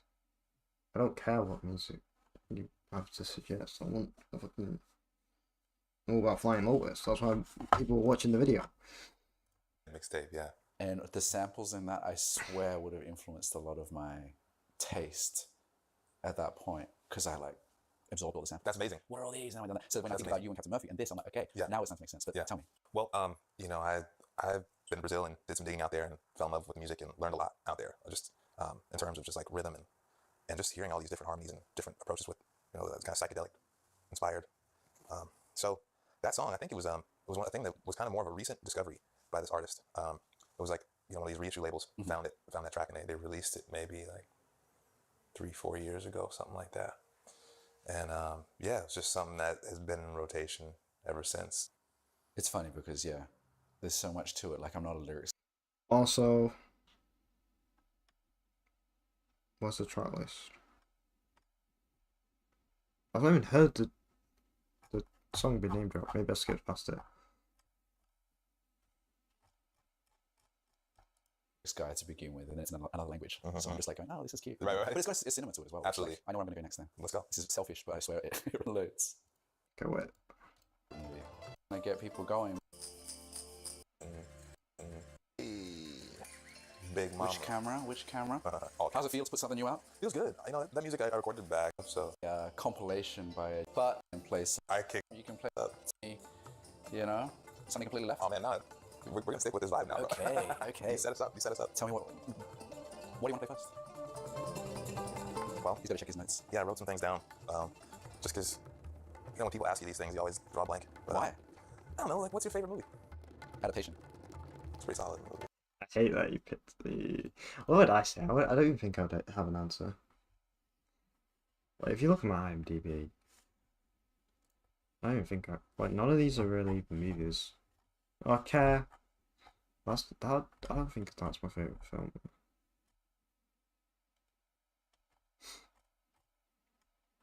I don't. But most of these are series, actually. Or like just comedies. Whatever nines. I don't think Care is a 10. I'm just fucking. I watched it and really liked it, so I give it a 10. Even this is an 8. Do it honestly.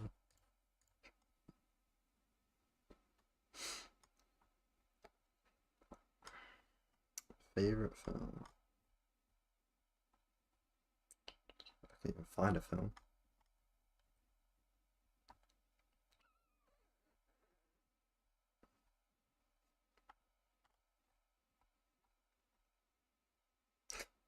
Most of these are not films. Honestly, I just love salsa films. It's just so good. The Apartment was also just really good. I like it. I'm giving The Apartment a 10.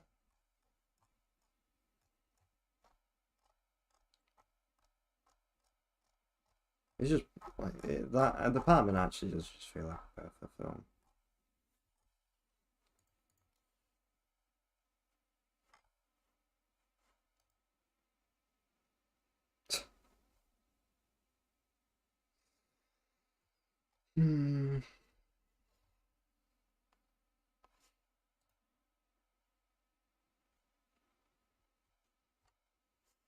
Fucking awesome film. Oh, shit. It's a pretty solid movie, actually. It's a pretty solid choice. I could go on why, but that would take over the whole show. What's your favorite movie? Man. For me, it's probably Blade Runner. Ooh. Probably. That makes so much sense for you. It would, right? It would. And it will later on. I like Blade Runner. I don't. That's kind of surprising that it's anyone's like favorite film. It's like when YMS was like, my favorite film is The Lion King. I'm like, First of all, Blade Runner is awesome. And when I watched it, I was like, yeah, this is fucking peak. The final fight scene at the end,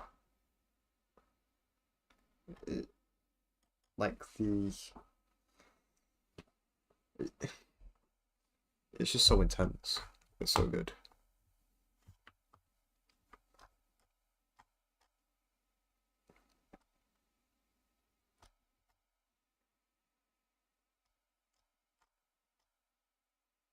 And the main character is just so like is being controlled by this guy. Like he has like no control of the situation. It's just so terrifying. It's amazing. What do you mean? Because who knows? There might be something Blade Runner related. Come on. To be played today. I don't know. Okay, I thought you were like scoring next Blade. Oh no, not that cool. Like, I did a bit though. I did. Interesting. It's teasing lots of different things. Am I supposed to pick? You can type it. You can tell me. Oh well. If you want it to be a secret, then you can. Yeah. I like this. This is new because the iPad is new, so now like I can be fully surprised. Good. You might have heard this.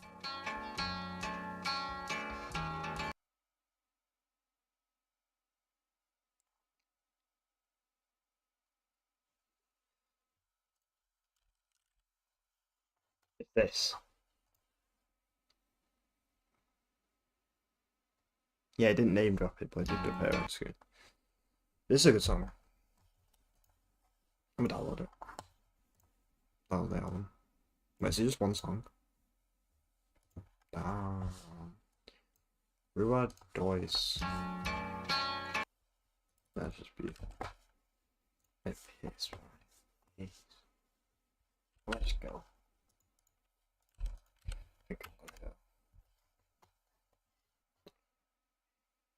Bye bye.